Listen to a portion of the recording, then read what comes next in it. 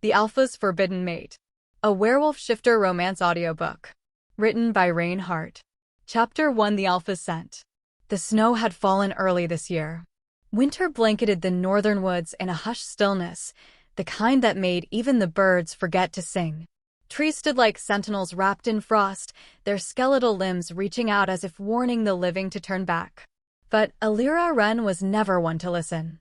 She moved carefully through the thickets, the hem of her worn cloak dragging snow behind her like a train. The forest had never frightened her. It was quiet here, and despite the stories, she trusted silence more than people. Her breath puffed visibly in the air, soft little clouds that faded too fast. Her basket, heavy with herbs and moss she'd foraged near the brook, pressed into her hip as she shifted her weight. Each step ached. Her legs trembled slightly, not from fear, but from the old injury along her spine that flared with the cold. It had been there since she was a child, and it would likely never heal. But she was used to pain. Pain was familiar. Predictable. She crouched beside a fallen log dusted in white, fingers reaching out to collect the last bloom of frost-spell delicate, shimmering blue petals known to lower fevers. That was when her vision blurred. A wave of dizziness swept through her like a crashing tide. She caught herself on the log, gasping, chest heaving. No, not now. Her hands trembled as she braced herself against the snow. The world tilted, and then darkness rose around her like a tide. She collapsed silently, curled in the snow like a broken bird, her cloak splayed around her like wings clipped mid-flight. Far above her, from the ridgeline crowned with ancient pines, a pair of silver eyes gleamed through the snowfall. Kaelen Thorns stood in wolf form, unmoving as the stone beneath his paws. His fur, ghost-pale and streaked with moonlight, caught the wind like a blade unsheathed. The scent had reached him hours ago, soft, human, and utterly unfamiliar. But now, as he stared down at the motionless figure in the clearing, something sharper pierced him. It wasn't fear. It wasn't anger. It was recognition. He snarled. The sound was low, guttural, barely more than a growl under his breath. His claws dug into the snow as if the very earth might rise to challenge what he had just discovered. No. No. He backed away from the ledge as if burned. He had to leave. Walk away. Let nature take her. She was human. Fragile. Mortal. She did not belong here, not in his lands, not in his pack's territory, and certainly not as mine. The truth coiled through him like smoke, bitter and unwelcome. His wolf raged beneath his skin, howling against reason. His bones itched with the ache of the bond, unbidden and cursed. He had waited years for this, watched every bonded pair form, every prophecy fulfilled, while he remained untouched. He had long since given up believing the moon would ever choose for him. And now it had. And it chose her? A human? Rage surged through him like wildfire, primal and acidic. The mate bond was sacred, ancient, unbreakable. And it had no right to toy with him like this. To deliver a girl with soft hands and trembling limbs. A girl that reeked of frailty and something else. Something beneath her skin. A scent he couldn't place. It wasn't just human. It was wrong. Or perhaps too right. He should have left her. He should have turned his back and walked away. But instead, Kaelen descended the ridge. Elira stirred. Her lashes fluttered weakly as her body shivered against the cold. She was vaguely aware of warmth drawing near, though she could not see it. And then the air shifted. The silence shattered. A shape emerged through the snow, slow, silent, predatory. Massive paws pressed into the earth, displacing the frost with measured grace. A wolf, if such a word could describe the creature now stalking toward her. He was enormous, silver-furred and regal, with eyes like molten ice and a presence that bent the world around him. Not just a wolf. A king. Even unconscious, her body sensed danger. Kaelen approached slowly. His breath came in steaming puffs, each one shallow with tension. He stopped barely a foot from her, the scent of her blood burning through him like iron to flame. It wasn't just her scent. It was the bond. It crawled under his skin, dug its claws into the core of him, branded him. Everything inside him rebelled. She was too fragile, too human, too not his. The moon had made a mistake. And yet his body knew better. His pulse thundered. His instincts screamed. Something old and feral whispered, "Mine." Kaelen growled. Low. Unsteady. He prowled in a slow circle around her, testing the pull, resisting it with every ounce of self-control. Her breath was shallow, her heartbeat erratic. She wouldn't last long in the cold. He cursed in his mind. Damn you, fate. He leaned down, jaw trembling, and gently, far too gently for someone so wild, caught her cloak in his teeth. He lifted her carefully onto his back. As he turned back toward the forest, the words slipped through his mind like a blade dragged through flesh. The moon has made a cruel jest. High above the keep, Nyla Voss watched the tree lean with narrowed eyes. She stood on the eastern battlements of Kaelen's fortress, the wind biting at her sharp features. When the howling began low and distant, more sorrow than hunger, she knew exactly who it was. Her Alpha. And he wasn't alone. Chapter 2. She's human. The gates of the northern keep parted with a groan that split the dawn, as Kaelen crossed the threshold carrying forbidden weight upon his back. The fortress had seen centuries of war, frost, and blood. Its towering stone walls whispered of legacies carved in teeth and fire. Yet nothing had shaken its halls like what Kaelen now carried into it. The girl. The human. The mate. Her body, still limp, lay curled against his shoulder as he strode through the inner halls. His wolf form had long receded, replaced now by the upright, broad-shouldered terror of his manhood, taller than any warrior, dressed in black leather and silence. Every guard who passed him looked away. Wise. Kaelen's jaw clenched tighter with every step. He didn't stop until he reached the lower wing of the East Tower, a wing rarely used, long sealed off from guests and soldiers. A place designed to imprison, not protect. He kicked open the wooden door of the chamber with unceremonious force. It was cold. Spartan. A bed of stone draped in wool, a table with nothing upon it, a single high window barred in iron. But it would do. He set her down, not gently, but not cruelly either. Her breath hitched in her chest, a soft whimper escaping between her lips. His fingers lingered too long. Her skin was warm despite the snow, and as he pulled away, something in his gut curled painfully. He rose like a storm, stepping back from the bed as though her very presence had scorched him. Seal this wing, he growled into the empty corridor. No one enters. No one speaks of her. Nyla appeared before the sentence had finished echoing. She had always moved like a shadow, quiet, calculating. She's human. Nyla's eyes didn't leave the figure on the bed. Kaelen didn't answer. He stared at the girl as though she were a bomb no one had told him how to dismantle. And yet you brought her here, Nyla added softly. Kaelen turned sharply. Speak the order. Nyla nodded once and vanished. Elira awoke to stone and silence. Her head throbbed. Her mouth was dry. Her body felt like it had been dragged through thorns and dropped on ice. She blinked against the pale morning light filtering through the bars high above, trying to remember. The snow. The pain. The silver wolf. She sat up with difficulty, her limbs trembling as though they were only half hers. The blanket over her slid to her waist, and she realized with a start that her boots and cloak had been removed. She wore only her shift thin, too thin for the northern cold, and yet the room was not freezing. Where am I? The chamber was foreign. Stone walls. A heavy door. Nothing familiar except the ache in her spine. The air was too still. No birdsong. No village sounds. No Rowan. Her heart stuttered. Then the door opened. Elira scrambled to her feet, though her body screamed in protest. A woman entered. Tall, straight-backed, with eyes like flint and shoulders that bore the weight of command. Her dark hair was braided back in a warrior's weave, and every line of her body whispered discipline. But it wasn't her presence that chilled Elira.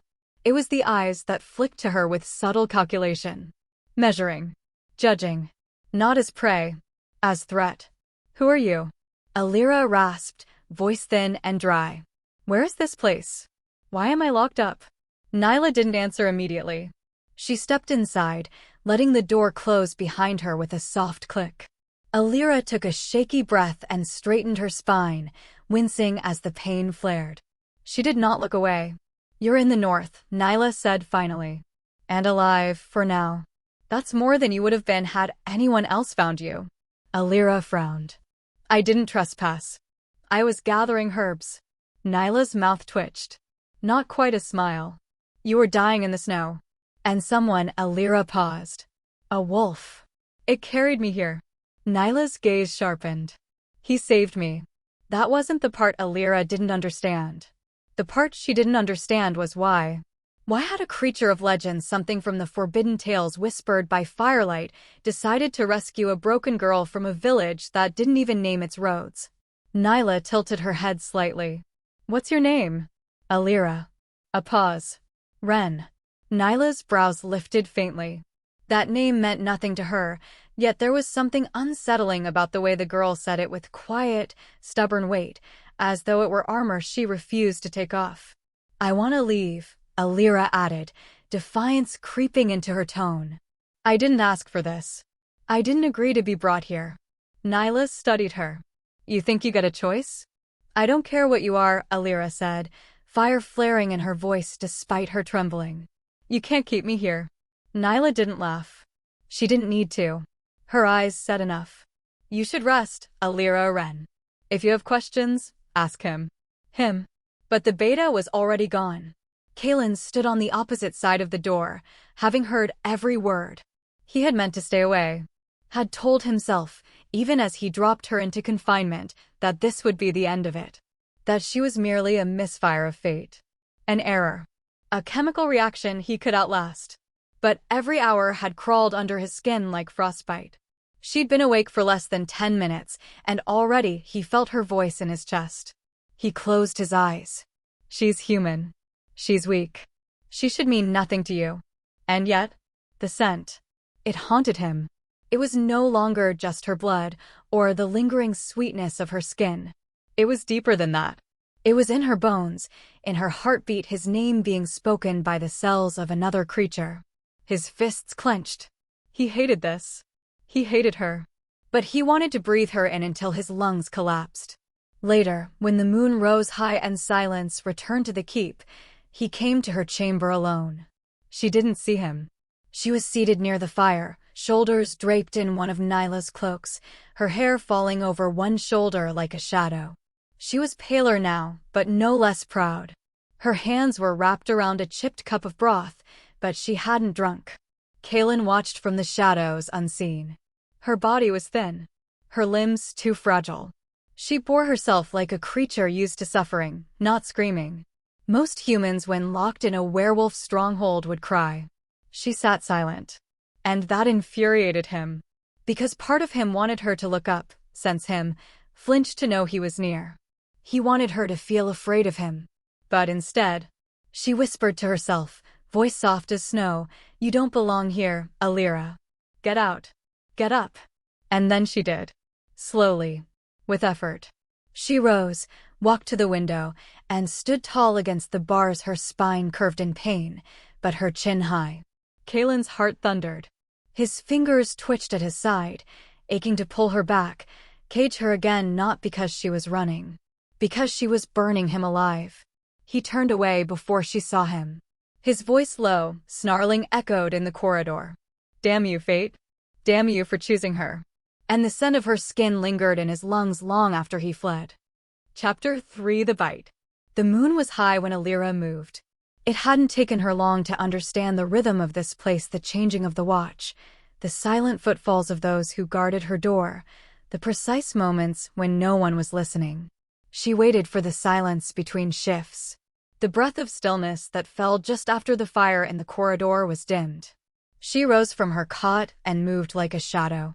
Her body was sore, aching in places she hadn't known could hurt, but it wasn't pain that slowed her. It was the unbearable heat that had begun coiling beneath her skin since her second waking. The warmth that pulsed when she closed her eyes. When she thought of him. Kaelen. The Wolf King. She hated how his name felt in her mind. Hated more the way her body betrayed her, how her skin hummed when she remembered the way his voice rasped in the cold air. She didn't know what he was. Only that she couldn't stay. Not after what she'd heard. Not after what she'd felt. She found the lock on her door had been loosened almost as if someone wanted her to leave. Or wanted to see if I would. She stepped into the corridor barefoot, the stone chilled underfoot, but she welcomed it. It sobered her. Sharpened her. She moved quickly. Quietly. But not quietly enough. He smelled her before he saw her. Kaelen had not slept. Sleep eluded him now ever since he'd brought her here, since the mate bond had curled its talons into his spine and refused to let go. He hated the way her scent lingered in his lungs, taunting him. The way it stirred his blood with every exhale. Her very existence was a curse carved into flesh. And worse, he wanted it. He heard the whisper of bare feet on stone and knew. The fury rose instantly. Not because she was escaping, but because she dared to think she could. He stepped out of the shadows as she turned the corner, and she collided into him with a gasp. His hands caught her arms like iron manacles. Her breath hitched. She looked up, wide-eyed, but not wide enough to hide her fury. "Let go of me." He didn't speak. Didn't blink. The moonlight bathed them both in silver as he slowly pushed her back step by step until her back hit the cold stone wall behind her. "You were told to stay." "I don't take orders from monsters," she said, voice trembling but strong. His jaw ticked. "You think I'm a monster?" "I think," she said through clenched teeth, "you think you're a god." Silence crackled between them like thunder waiting to break. She stared up at him, chest heaving, eyes defiant even though her legs trembled beneath her. "You're not a god," she whispered. "And you're not my fate." Kaelen's control snapped. He growled low and primal, and before she could flinch, he leaned in, his lips grazing the curve of her jaw. His breath was molten fire across her skin. Her hands pushed against his chest. His heartbeat thundered beneath her palms. "Don't." "I warned you," he rasped, voice guttural. "This bond doesn't care what either of us wants." Then his mouth was at her neck. And his teeth sank in. She gasped sharp, shattering as pain lanced through her. It wasn't just pain. It was heat. A white-hot inferno that shot through her blood and seared into her spine. She tried to cry out, but the sound died in her throat. Her knees buckled. He caught her. Her body went limp against his, her skin burning from the inside out. The mark pulsed where his teeth had claimed her, just beneath her collarbone. Not a full mark. Not yet. But enough to bind. Enough to change everything. Kaelen pulled back, his lips blood-wet, his breathing ragged. Her head lolled back, lips parted, eyes half-lidded. And yet, she wasn't broken. She looked up at him, barely able to speak, but her words cut through him like ice. "You think you own me now?" Kaelen's eyes were burning gold. He pressed her against the wall, his arms caging her on either side. His voice came low, rough with restraint. "I don't want to own you." She blinked slowly. "Then why?" "I don't want you," he snarled, though his body betrayed him with every hard, trembling breath. "But I will never let another male touch what's mine." Elira tried to shove him again. He didn't budge. "You're insane." "Perhaps," he said, voice dark. "But now you carry my scent. My mark. No wolf will go near you. You're sick." He leaned closer, brushing his mouth against her ear. "I am, little dove. And you're the one who made me this way." She gasped, trying to pull from his grasp, but he caught her chin and forced her eyes back to his. "You're trembling," he murmured, voice silk over steel. "Not from fear. From the bond. I hate you." "Good." He let her go, stepping back like a thunderstorm retreating to the horizon. "Then we're even." Elira slumped to the floor the moment he vanished into the dark. Her body burned where he'd touched her. And deep within her chest, a new heat pulsed with every beat of her heart. She pressed her fingers to the bite. And knew nothing would ever be the same. Chapter 4: Chains of Snow. The bite still throbbed. Not with pain, but with heat. A wicked, aching heat that curled like smoke beneath her skin. Elira lay curled in the farthest corner of the chamber, teeth clenched, eyes fixed on the seam of light beneath the locked door. Her breaths came slow, shallow. Not out of weakness, but will. She hadn't eaten in 2 days. Not since the bite. Not since Kaelen marked her. He hadn't returned, not that she wanted him to. His scent still lingered on her neck, earthy and wild, and it sickened her how her body remembered him better than her mind wanted to. She would not be tamed. Not by him. Not by his cursed bond. Her stomach twisted in protest. She ignored it. If this was a war of attrition, she would outlast him with pride alone. Kaelen stood in the war room, unmoving. A fire crackled in the hearth behind him, but he felt nothing. A report lay untouched on the table, ink still wet. Patrols. Supply routes. Possible skirmishes with the Irefong wolves in the east. None of it mattered. She refuses to eat, Nyla said quietly, standing just behind him. Her body is growing weaker. Kaelen's jaw flexed. She's human, Kaelen, she continued. You marked her. She can't endure the heat without your aura stabilizing her. She made her choice, he growled. She's your mate. She is a mistake, he snapped. Nyla didn't flinch. And you're about to lose her. A silence like winter settled between them. Then came the sound of footsteps, measured, deliberate.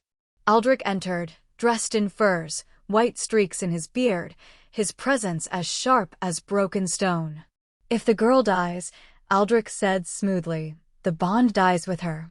Kaelen turned. His expression gave nothing away, but his fingers curled slowly against the table's edge. What are you saying? He asked, voice cold. I'm saying, Aldrich replied, that fate is not as permanent as you think. The mate bond only lives as long as both halves do. And if she's truly unworthy of your blood, perhaps the moon has gifted you a way out. Kaelen didn't move. But his eyes, those golden wolf eyes, flashed with something darker than rage. Aldrich inclined his head, respectful but unafraid. We could all pretend it never happened. Bury her as a casualty of frost. The pack would understand. The temperature in the room dropped like a blade of ice. Then Kaelen spoke, voice so low it was nearly inaudible. Leave. Aldrich bowed and exited, his boots silent on the stone. She heard the chains first. The slow, deliberate clang of something heavy being unspooled. Elira looked up, weakly, just as the door unlocked and swung open. Kaelen stood there, broad and shadowed in the torchlight. He didn't speak. 2 guards followed behind him, carrying thick iron shackles. Elira's eyes narrowed. What is this? You're moving, Kaelen said shortly. I'm not going anywhere with you. I'm not asking. She stood on shaking legs, pride holding her up more than muscle. You can't keep dragging me like a dog. You marked me, remember? You got what you wanted. His expression didn't change, but his nostrils flared. I didn't mark you to get what I wanted, he said softly. I marked you so no one else could. And that makes it better, she hissed. He didn't answer. He turned. The guards followed, gripping her arms not roughly, but with purpose. She didn't fight. Not this time. Her limbs were too tired, and the spinning behind her eyes was growing worse. They brought her to the southern wing, deep, below the rest of the keep. Into the ground. The warmth faded with each step. By the time the doors opened again, she was shaking. The chamber was stone, carved and sealed. But a fire pit had been lit in the center, ringed with heavy stones that radiated deep heat. The walls dripped with condensation, as if warmth and cold were at war. And in the center of the room, anchored by a thick iron collar and chain, stood a single bed of furs. I won't, she started, but her body swayed. Kaelen caught her midfall. Her hands pressed weakly against his chest. Don't touch me. He ignored her. Carried her. Set her down on the furs like she was fragile glass. Then stepped back into the shadows. I'm not doing this because I care, he said finally, voice like crushed ash. I know, she whispered. I'm doing this because your death would be inconvenient. She gave a breathless laugh, cold and bitter. Thank you for your honesty. He stared down at her. Her skin was flushed too warm. Her breath shallow. The bond was poisoning her with the heat of wolf magic, and her human frame couldn't sustain it. He should have never marked her. But he couldn't undo it. You'll stay here, he said. For how long? Until your body stabilizes. And if it doesn't? He was silent. Then, slowly, he moved closer until his boots were at the edge of the furs. He crouched. Stared at her, his face shadowed and unreadable. You will die. She looked away. I'll survive, she murmured. Your body won't. It's not built for this. He touched the fur near her arm, not her skin. But mine is. That's why you feel like this. Your system is begging for my aura. She closed her eyes, voice ragged. You're enjoying this. No, he said quietly. I hate it. She opened her eyes, met his, then said, trembling, then let me die. His breath caught. I didn't ask for this, she continued. Not the bond. Not you. If my life is just a side effect of your dominance, then I'd rather not have it at all. His jaw clenched. He reached out, took her wrist. She gasped at the contact. The heat radiated instantly, flooding her veins. Her heart stuttered. I'll stay, he said darkly, until you're stable. You don't have to. I do. She looked away. Call it pride, he added, after a pause. Or guilt. Or the desire not to hear Aldrich gloat. She gave a thin smile, eyes wet and shining. You wolves are terrible liars. He didn't respond. He simply pulled the fur higher around her, settled beside the fire pit, and said nothing else. For hours. At some point in the night, Elira woke to find him still there. Still sitting. Still watching. The room was warmer now. Or maybe she had just grown used to him. Her voice was soft, barely a whisper. You really would have let me die. He didn't deny it. But in the glow of the fire, his eyes weren't cold. They were afraid. Chapter 5: Body and Defiance. The fever returned with a vengeance. It began in Elira's spine, a slow, simmering heat that pulsed through her bones and settled like coals beneath her skin. She tried to stay still, tried to sleep, but her body rebelled. Her limbs twitched. Her heartbeat galloped in her ears. Her skin burned. The fur blanket was too warm. The air too thick. Her chest too tight. She tried to push herself upright. Failed.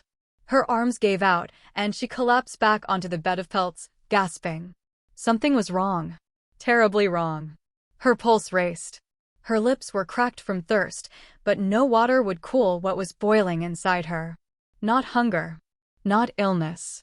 Him. Her breath hitched as she realized what it was. The bond. It was reacting to his absence. Her body, already weakened by the mark, the rejection, the cold, was unraveling without his aura near. Like her soul was starving for something her mind refused to name. She hated this. She hated him. The door opened. Heavy footsteps. A scent filled the room before the figure did. Pine and storm, fire and snow. Kaelen. She turned her face away as he approached. She couldn't let him see her like this, gasping, drenched in sweat, trembling like some fevered, dependent thing. But he was beside her before she could even speak. One large hand touched her brow. Hot. Too hot. He muttered a curse and began unfastening his outer cloak, shrugging off layers with swift, practiced movements. What are you? You're burning, he said shortly. No. She tried to shove his hand away. It was a weak gesture. He didn't budge. I said no, she repeated. You'll die like this, he snapped, voice low and furious. And I'm not about to let that happen just because your pride's louder than your survival instinct. I don't want your help. Too bad. With a swift motion, he pulled the fur blanket away from her body. She gasped. Don't you dare. He ignored her, hands moving to untie the damp shift clinging to her body. Her skin steamed as the cool air touched it. The thin fabric slipped from her shoulders. Elira twisted, trying to cover herself. Kaelen stilled. And for one taut second, the air turned razor-sharp. Her breath caught in her throat. He wasn't looking at her body with lust. No. It was worse. He looked at her like she belonged to him. And that was infinitely more dangerous. I'm not doing this for pleasure, he said at last, voice low. Then don't do it at all, she hissed. You'll die, Elira. Maybe that would make this easier for both of us. His jaw flexed. Don't say that. She met his eyes. You don't want me. You've made that clear. So stop pretending this is anything more than control. He knelt beside her, shirt half open, eyes burning. His chest rose and fell with slow, dangerous rhythm. This isn't about what I want. Of course not. It never is with you. His hand dipped the corner of the cloth into the cool water basin nearby, then wrung it out slowly. I want to hate you, she whispered. He leaned closer. Then hate me. But I'm still the only thing keeping you alive. His touch was maddening. He wiped her neck slowly, down the line of her collarbone, across the bite that still glowed faintly red. Her breath caught as his fingers grazed the mark. Your body, he murmured, responds to mine whether you want it to or not. Because you did this to me. Because you were meant for me, he said darkly. She tried to turn her head again. He caught her chin, tilted her face back toward him. You hate me, he said. But your pulse skips every time I'm near. I'm human. It's fear. He chuckled. It was not kind. Then why are your pupils dilated? She flushed. Her lips trembled. I despise you. You despise what you feel when I touch you. She bit her lip too hard. The taste of copper bloomed on her tongue. Kaelen's gaze dipped to her mouth. And lingered. Then, suddenly, he dropped the cloth. His hands braced on either side of her on the bed. Their faces inches apart. She could feel the heat radiating off him like a wildfire. You hate that I make you feel, he whispered, because you know I'll never let you forget it.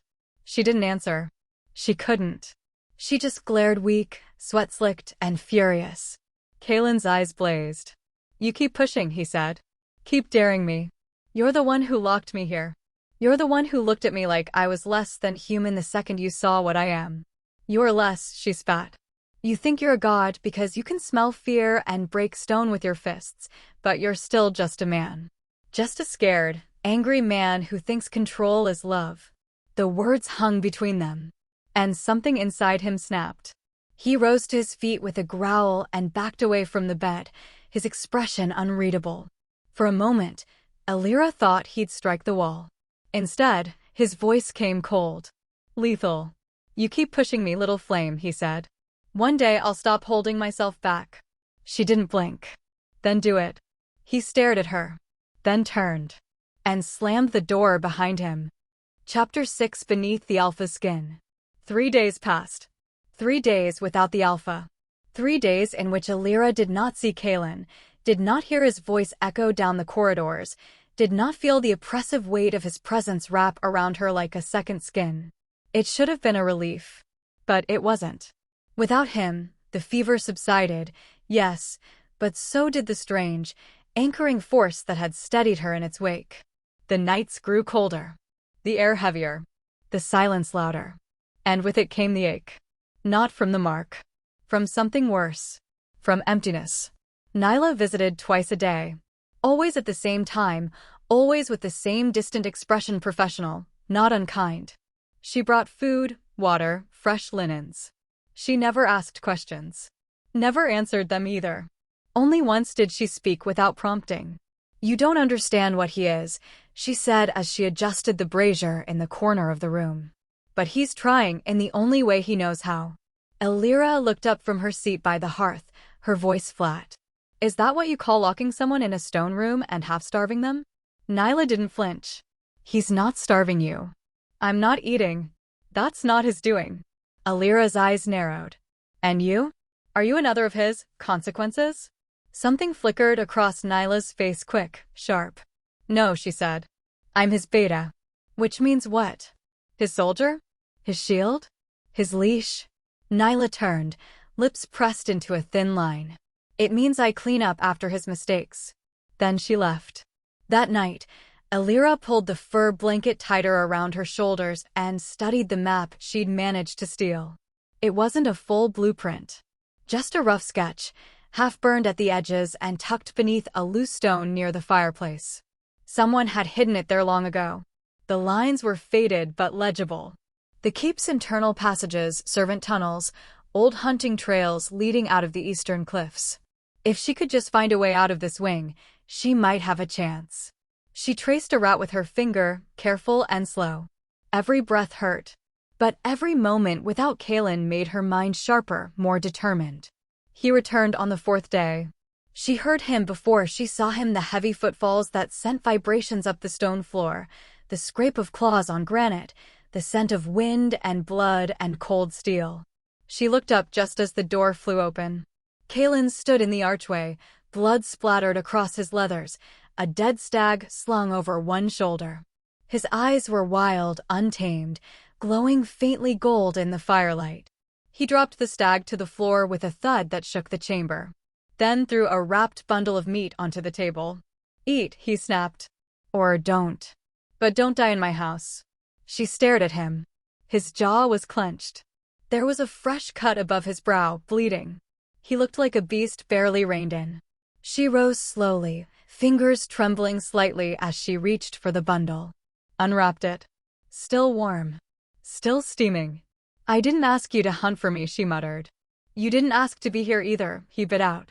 Then he turned and stalked toward the door. He paused. Without turning, he said, "I won't let you waste away." And then he left. She ate. Slowly. Quietly. Every bite felt like surrender. But her body craved it too deeply to resist. That night, the dreams returned. Not of her mother. Not of fire or blood or the whispering woods. But of him. She dreamed of Kaelen in wolf form, huge and silver and solemn, curled on the stone floor beside her bed. His great head rested on his front paws, his breath steady and deep. A silent sentinel, fierce and grieving. In the dream, she reached out. Touched his fur. It was warm. It was soft.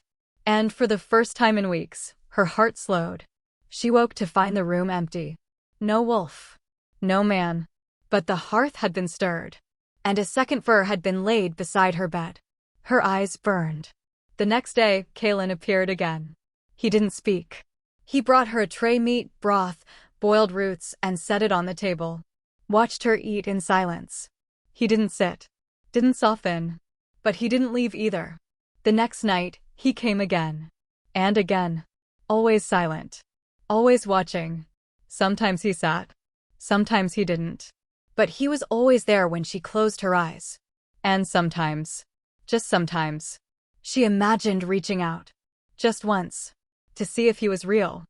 Chapter 7: The Second Bite. The blood moon rose like a wound carved into the night sky. Its crimson light spilled across the mountain ridges, dyeing snow into rust, tree bark into bone.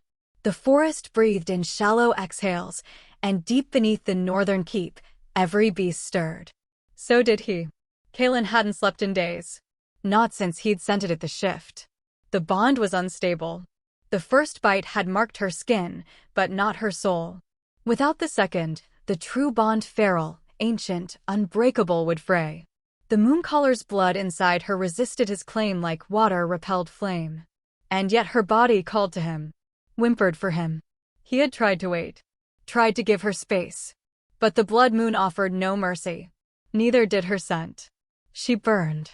The fever had returned full force, crueler than before. Her skin itched. Her veins pulsed with heat. She couldn't breathe. Elira lay sprawled across the bed, her night shift soaked in sweat, fists curled in the fur beneath her. She twisted, gasping, half asleep, half drowning. She didn't call for him. But her soul did. And he came. The door burst open. Kaelen crossed the room in 2 strides. "Elira." She didn't answer. She couldn't.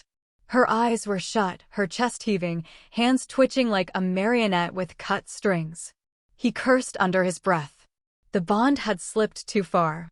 The wolf within him clawed at the edges of his mind, furious that he had let it reach this point. He dropped to his knees beside her, pulled the soaked blanket away, and reached for her pulse. Too fast. Too erratic. Her body trembled like she was breaking. "You waited too long," something inside him growled. "She's not like us. You should have completed it." He tore off his outer cloak and pressed himself against her side, his body blazing hot as her skin tried to steal what it needed. She whimpered. The sound wasn't conscious, but it shattered him. "Breathe," he commanded. "Take what you need."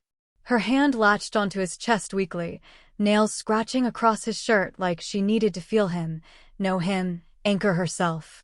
He closed his eyes. "This isn't how I wanted to do this," he said aloud, to the darkness, to the moon, to her. "But you'll die if I don't." He pulled the shift from her shoulder slowly, revealing the faint scar from his first bite, a ghost mark. Not enough. Not hers yet. He leaned in, his breath warm against her collarbone. Her scent hit him like a storm, sweet, sharp, unbearably pure. "Forgive me," he muttered. Then he bit. this time deeper, right above her heart. She cried out. The pain was sharp, hot, and raw, but it unraveled into something else far too quickly. Heat bloomed in her core, in her spine, in the center of her chest. Her body arched. Kaelen growled as her hands clutched his shoulders, instinctual, helpless. He didn't move, didn't let go. He held her through it, anchoring her to the moment. His teeth released, mouth brushing the wound now pulsing with wolf magic. A glow shimmered under her skin, barely visible to human eyes, but Kaelen saw it. The bond had taken. Now she is mine. But it didn't feel like victory. It felt like surrender. Elira gasped as the world reoriented. Her eyes flew open wet, wild, and found him above her, mouth blood-stained, hair tousled, breathing like a beast on the edge of ruin. Her voice was ragged. What did you do? Kaelen's throat worked, his jaw tight. Stabilized you. You bit me again. Yes. Her fingers curled into fists, but she didn't push him away. She couldn't. Her limbs were too heavy. Her heart beat too fast. Everything inside her throbbed. You don't get to just take things, she whispered, flushed and furious. I just did. She trembled, furious and aching. You can't do this every time I'm weak. His eyes darkened. I didn't come because you were weak, he said. I came because you were mine. She glared at him, lips parted, breath uneven. You think I'm just going to lie here and let you do this again? He leaned down, mouth near her ear, voice low and rough. You moaned when I marked you. Her cheeks flushed violently. Don't flatter yourself. Don't lie to yourself, he cut her off. I didn't want this. But your body did. She turned her face away, trembling. You're disgusting. And yet, he murmured, brushing his thumb down her jaw, you're still trembling for me. Her eyes blazed. You are not my god. No, he said. But I am your alpha. She spat the word like venom. You're a prisoner. He froze. Something flashed in his eyes. And then abruptly he stood. The air turned cold. His voice came flat, dangerous. You keep saying that, he growled. One day you'll forget who really holds the key. He turned away, muscles tense, hands curled into fists. At the door, he paused. His voice dropped to a near growl. You keep pushing me, Elira. You call me a monster, treat me like one. He glanced over his shoulder. You should be grateful I haven't proven you right. Then he vanished, leaving her alone. Marked. Burning. Claimed. Chapter 8. You are mine. The bond was no longer just a mark on her skin. It pulsed. It breathed. It watched. Elira first noticed it in small moments, the way her skin prickled when Kaelen was near, even before he entered a room. The way she could feel his anger like a chill beneath her ribs. The way his emotions now bled into her, subtle but undeniable. She'd wake from dreams not her own, memories not hers. Forests drenched in blood. Loneliness echoing in stone halls. Things bared not in hunger, but pain. She hated how easily he entered her mind. More than that, she hated how her body responded when he did. She began testing it, probing it, pushing. It was foolish, dangerous. But it gave her power, and that, for now, was enough. She started with Nyla. The beta had visited her with a tray of tea and a curt nod. Her eyes, as always, held that frustrating mix of sympathy and restraint. So Elira smiled, leaning just a little closer, letting her hand brush Nyla's as she accepted the cup. You don't have to pretend with me, Elira murmured, voice honeyed. I can feel how much you hate that it was me. Nyla stiffened. I don't hate you. No? You've known him longer.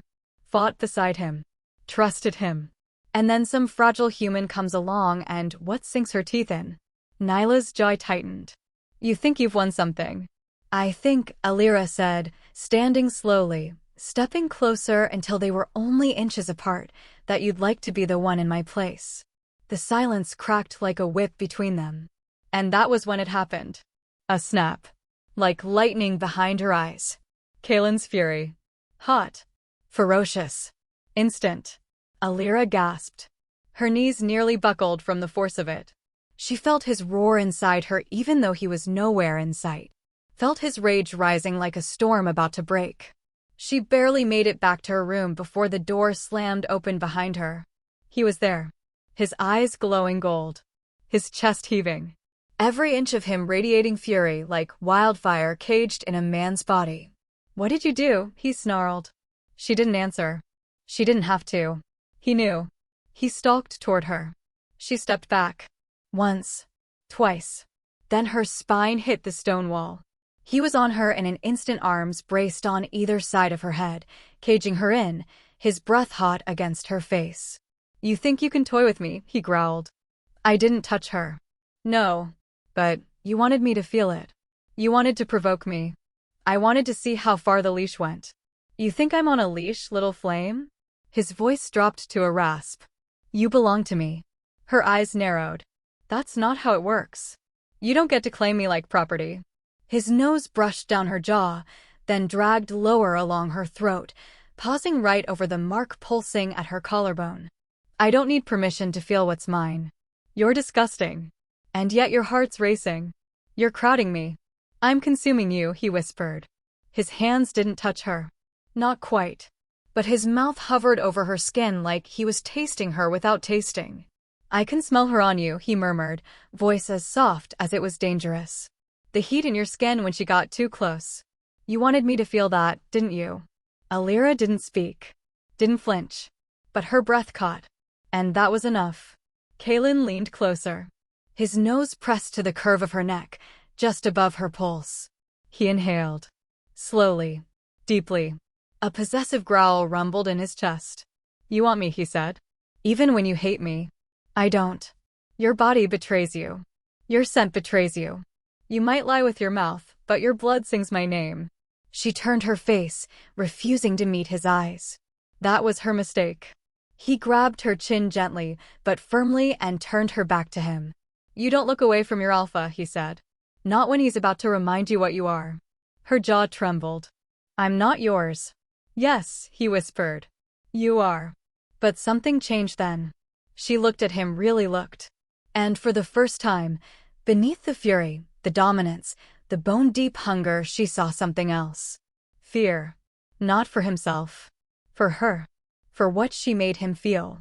For what losing her might do. She didn't pull away. But she didn't lean in either. And that small rebellion seemed to shake him more than any slap.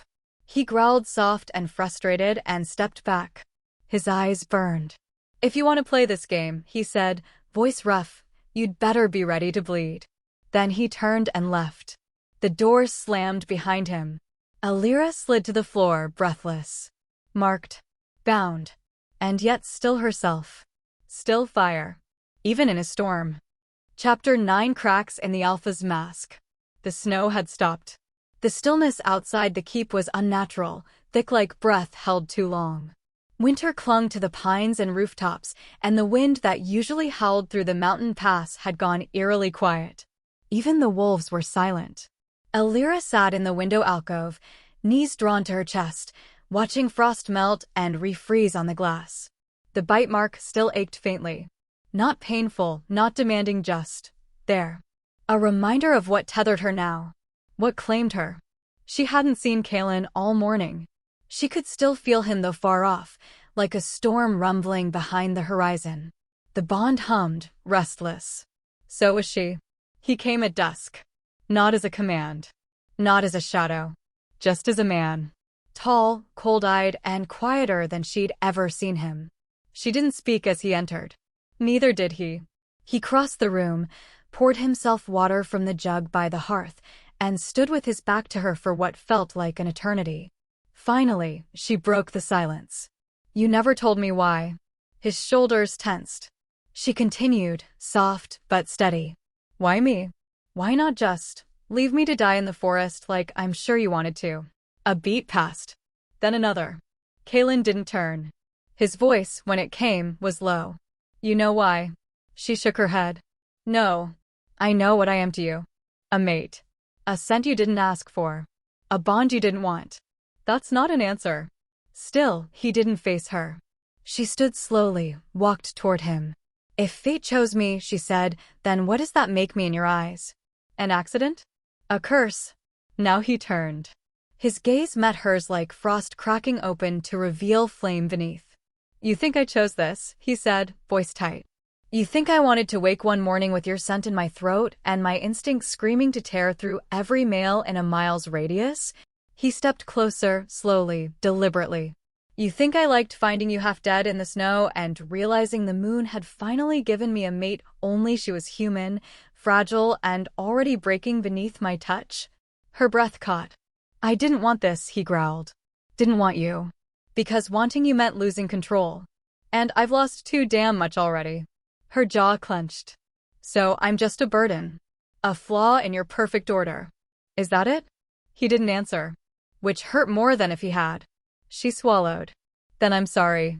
Sorry the moon cursed you with me. Sorry I ruined your solitude." "Elira." She turned away. "Don't," she said. "Don't lie to me. You said it yourself you didn't want me. So why am I still breathing? Why am I still here?" Kaelen exhaled sharply. For a long moment, he said nothing. Then softly, almost inaudibly, "Because I couldn't watch you die." She stilled. "What?" "I don't believe in fate," he said. "Never have. Not since." He stopped. Shook his head. "Not since it took someone from me." There it was. A crack. A name not spoken.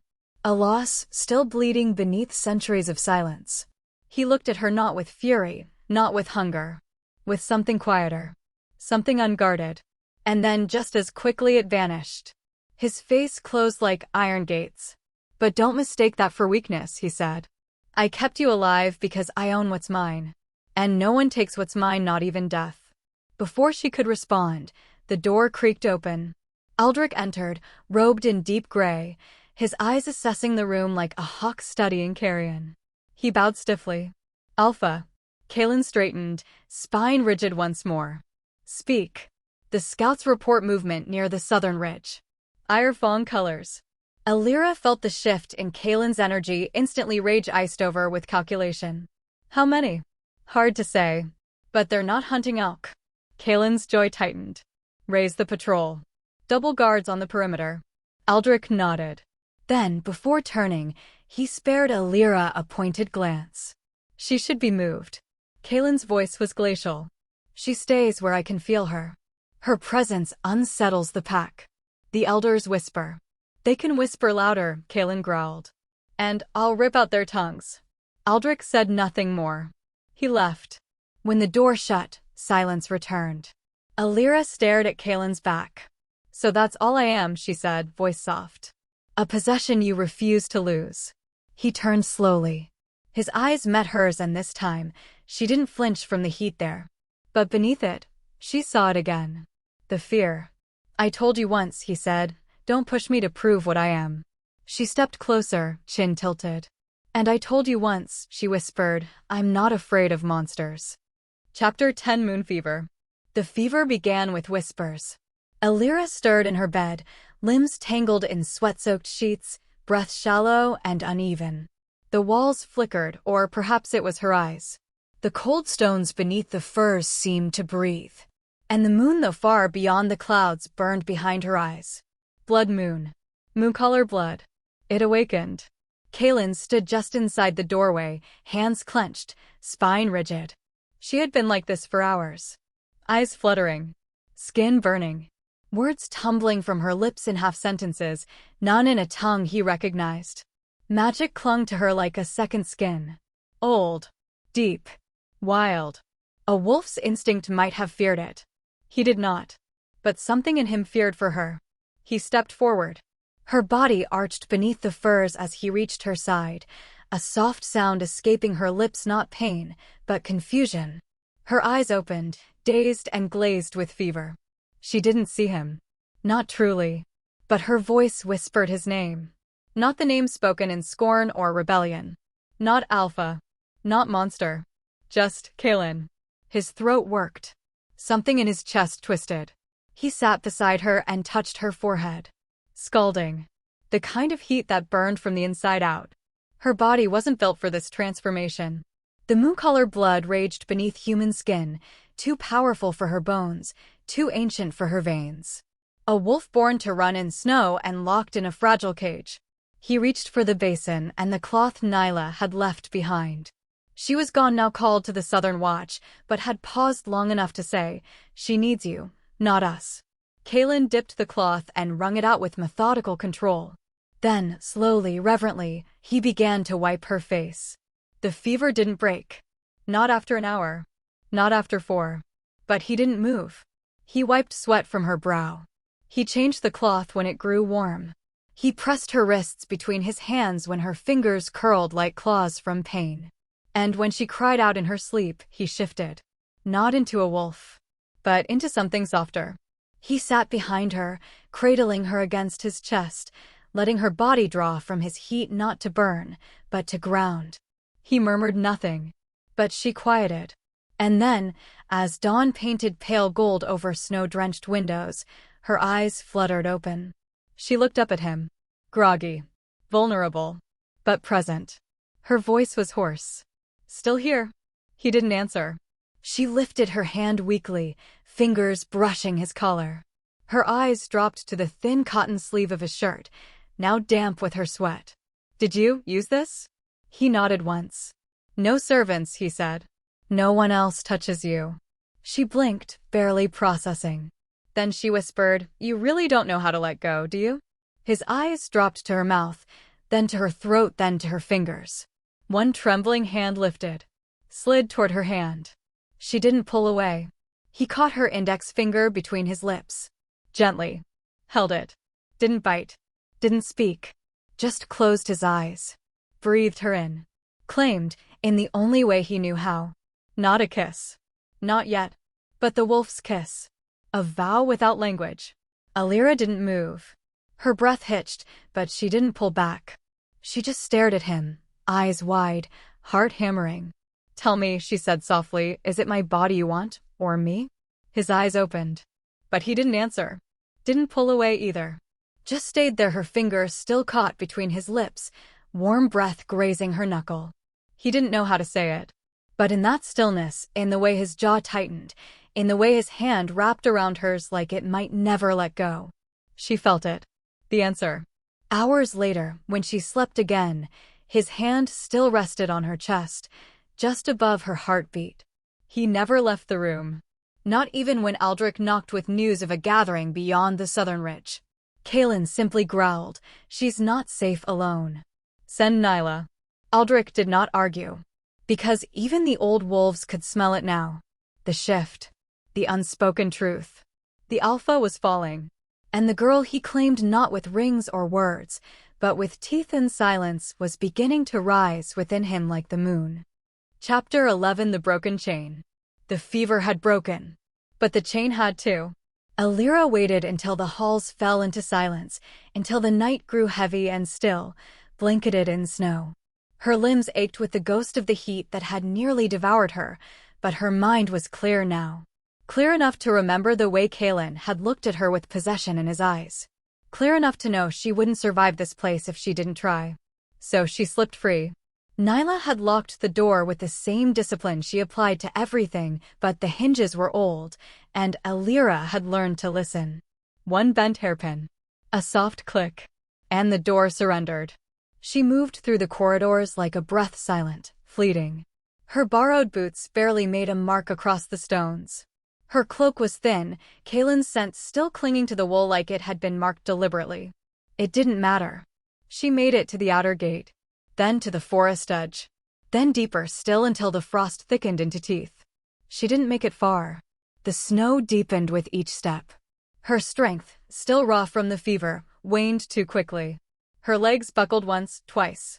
The third time, she hit the ground and didn't rise. The trees blurred around her. Her chest burned with cold, not heat now. Her lungs dragged in frozen air like knives. But she didn't stop. She crawled. On bloodied knees and trembling hands. Because if she didn't leave now, she never would. She had to prove, if only to herself, that her spirit was still her own. The sound came like thunder breaking the world. Footsteps. Heavy. Purposeful. And far too fast. She turned her head barely and saw him. Kaelen. His cloak billowed behind him like storm clouds. His jaw was clenched, eyes glowing with fury that could melt ice or tear it apart. He didn't speak, just walked straight through the snow, lifted her as if she weighed nothing, and slung her over his shoulder.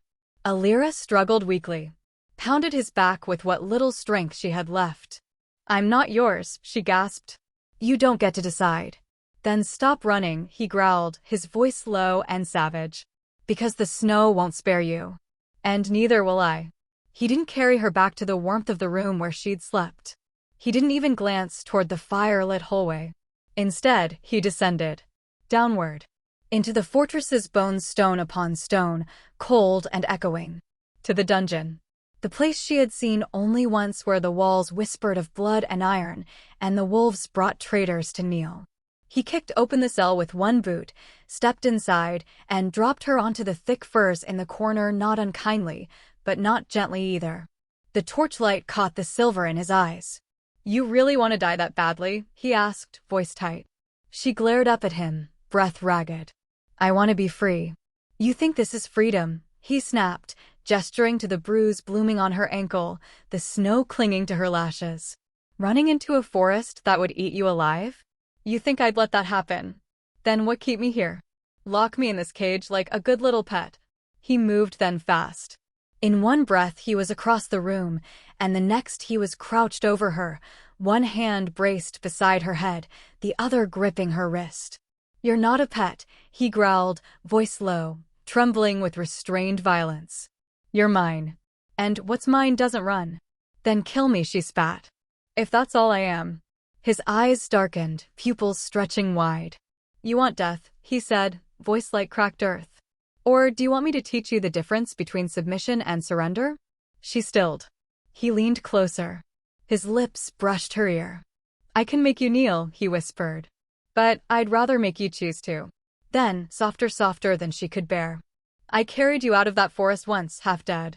Don't make me do it again." He stood, turned, and locked the cell behind him. But not before his gaze caught hers just once. And in that flicker of storm-colored eyes, she saw it again.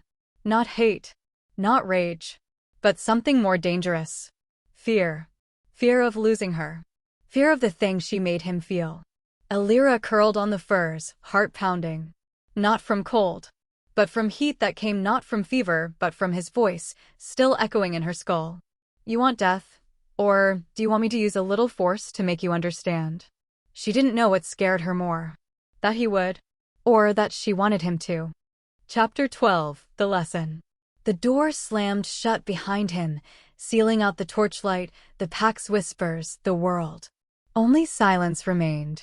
And her. Elira sat on the far side of the cell, knees drawn in, spine against the cold stone wall, a torn blanket draped over her shoulders like it could shield her from his presence. It couldn't. Kaelen stood motionless, just inside the door, eyes fixed on her. His broad frame filled the space like a storm threatening to break. She didn't look at him, didn't flinch, didn't beg, but he could smell the strain in her breath, the pain rippling beneath her skin. Her ankle had swelled where it twisted in the snow. The bite mark on her collarbone still hadn't closed. He told himself it was her own fault, that she deserved the ache for defying him. And yet, he hated the way it looked on her wounds where softness belonged. He hated that she still refused him even now. He stepped forward. She didn't move. He crouched beside her, hands steady, voice rough. "You haven't eaten." "I'm not hungry." "You are." He unwrapped the cloth bundle, roasted venison, still warm from the hearth above. He tore a piece, held it to her lips. She didn't open her mouth. He waited. Then, slowly, without breaking eye contact, she pushed his wrist away. "I'd rather starve than be fed like a dog." His jaw twitched. He forced the rising snarl down. Instead, he dropped the meat beside her with quiet finality. "Then crawl for it when you're ready." He stood, went to the basin, wetted the cloth. She turned her face away as he knelt again. "You can hate me all you want," he murmured, pressing the cloth to her forehead, wiping the sweat from her brow, "but your body will obey mine long before your mouth does." Her voice was hoarse. "That's not love." His fingers paused. She had said the word like a blade. "Love," he echoed. "You think I want love from you?" She flinched not from his voice, but from the gentleness beneath it. He set the cloth aside, shifted closer. "Let me teach you something," he said, low and steady.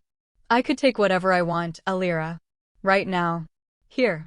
She held her breath as he moved, slow and deliberate, one hand bracing the wall beside her head, the other curling around her throat, not to squeeze, but to hold. "Not pain. Possession. I've killed alphas for less than what you've said to me," he whispered. "I've broken bones for glances." His thumb brushed the curve of her neck. "But you." He leaned closer until his lips hovered at her jawline. "You test me, tempt me, bleed for me. And I let you." His tongue flicked out, slow and controlled, tracing the raw edge of the mark he had left on her collarbone. She shuddered, eyes wide, lips parted. But still, she didn't speak.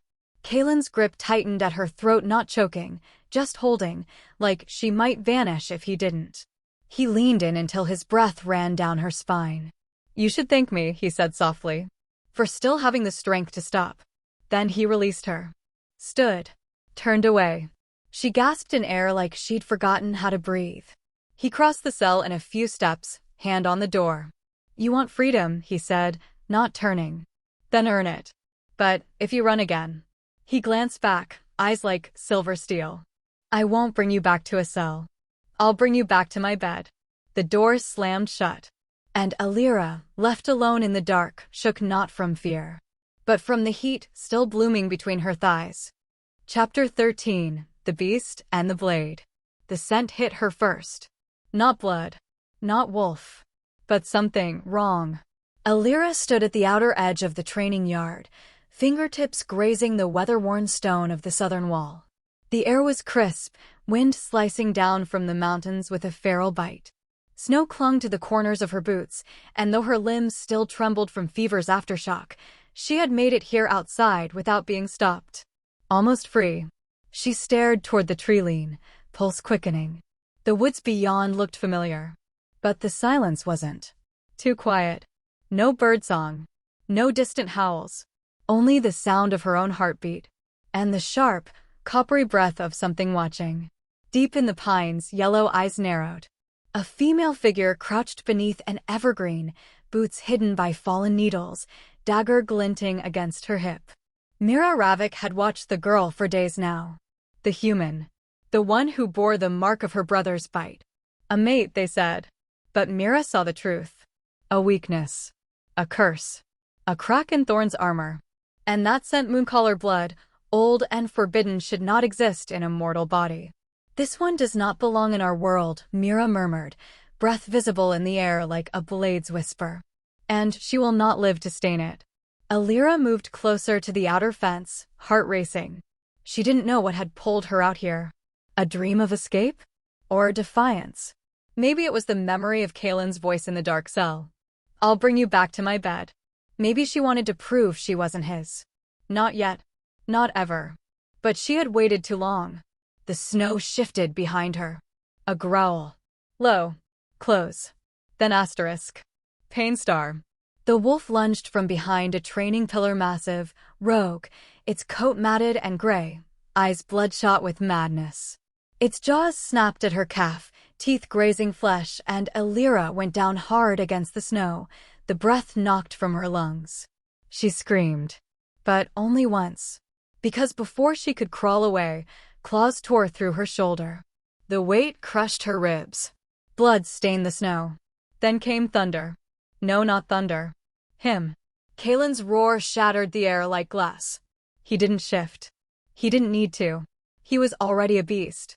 He hit the rogue wolf like a force of nature, bare hands catching its throat mid-leap.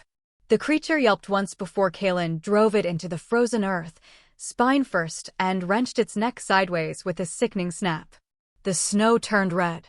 Kaelen rose slowly, chest heaving, blood splattered across his arms, face, and mouth. His eyes glowing silver with fury locked on Elira. She was on her knees, one hand pressed to her bleeding shoulder, eyes wide with shock. "Why?" she gasped. "How?" He didn't answer. Just crossed the distance, dropped beside her, and caught her face between his hands, rough, shaking. "You don't get to be this far from me," he growled. Ever. She tried to push him away. He didn't let her. Let go, she said, breath shallow. No. This is why I ran. He leaned closer, voice jagged with something sharp and raw. I felt you leave. Do you understand that, Elira? I woke with your absence burning through my spine. Her lip trembled. I didn't ask for that bond. His hands slid down her arms, pressing her against him. And yet it's there. Like a chain of bone. He buried his face in her neck. Not biting. Just breathing. Far off, hidden by the trees, Mira watched. Her dagger stayed sheathed. For now. But her voice coiled into the air like frost. She is a fracture, she whispered. And fractures must be shattered before they bring down the mountain. Back in the yard, Elira's pulse raced beneath Kaelen's hands. He held her too tightly. But when she closed her eyes, she leaned in. Just slightly. Enough to make him freeze. Enough to make him whisper. Next time you run, little flame, I won't chase you down to punish you. A pause. Then, darker. I'll chase you down to claim you properly. Chapter 14. The Alpha's Law. Snow had begun to fall again. Heavy, slow, deliberate, coating the ironstones of the northern Hal fortress in white silence. But inside the Hall of Blood and Bone, silence was ablaze. Elira stood at the edge of the circular chamber, her pulse pounding as the elders' voices rose, one by one. Each word spoken in measured tones, each glance thrown like a dagger toward where she stood beside Kaelen, barefoot on the black stone floor, the collar of his cloak draped around her shoulders like a shroud. They were wolves. And she was prey. Unwelcomed. Unwanted. Unforgiven. She's a human, snarled Elder Thane. And worse, born. Her blood is cursed. She is an abomination, another growled. A disruption to centuries of order. Tradition demands her exile, Aldrich said last, stepping forward with the quiet certainty of a man used to being obeyed. His white hair was braided down his back, his hands folded as if he prayed to no god, but the law itself. The bond between Alpha and outsider cannot be permitted. She defies the code of blood. Kaelen didn't move. Didn't blink. He stood in the center of the ring, wrapped in silence as thick as fur, his silver gaze fixed on the floor before him. Elira could feel it then. The trembling tension in his spine. The way his jaw locked so tightly it looked carved from stone. He hadn't told her why he'd summoned the council. Hadn't warned her that today here, now he would decide whether she lived or died in this place. She wanted to run. But she stood her ground. Even as her knees threatened to buckle. A soft step behind her. Nyla's voice, low and cautious, brushed her ear. You should prepare for the worst. Elira turned slightly. And what's that? Nyla's face remained unreadable. That he says nothing. The High Elder's voice boomed again. Speak, Kaelen. You are Alpha. The law bends to you if you are willing to stake your power for her.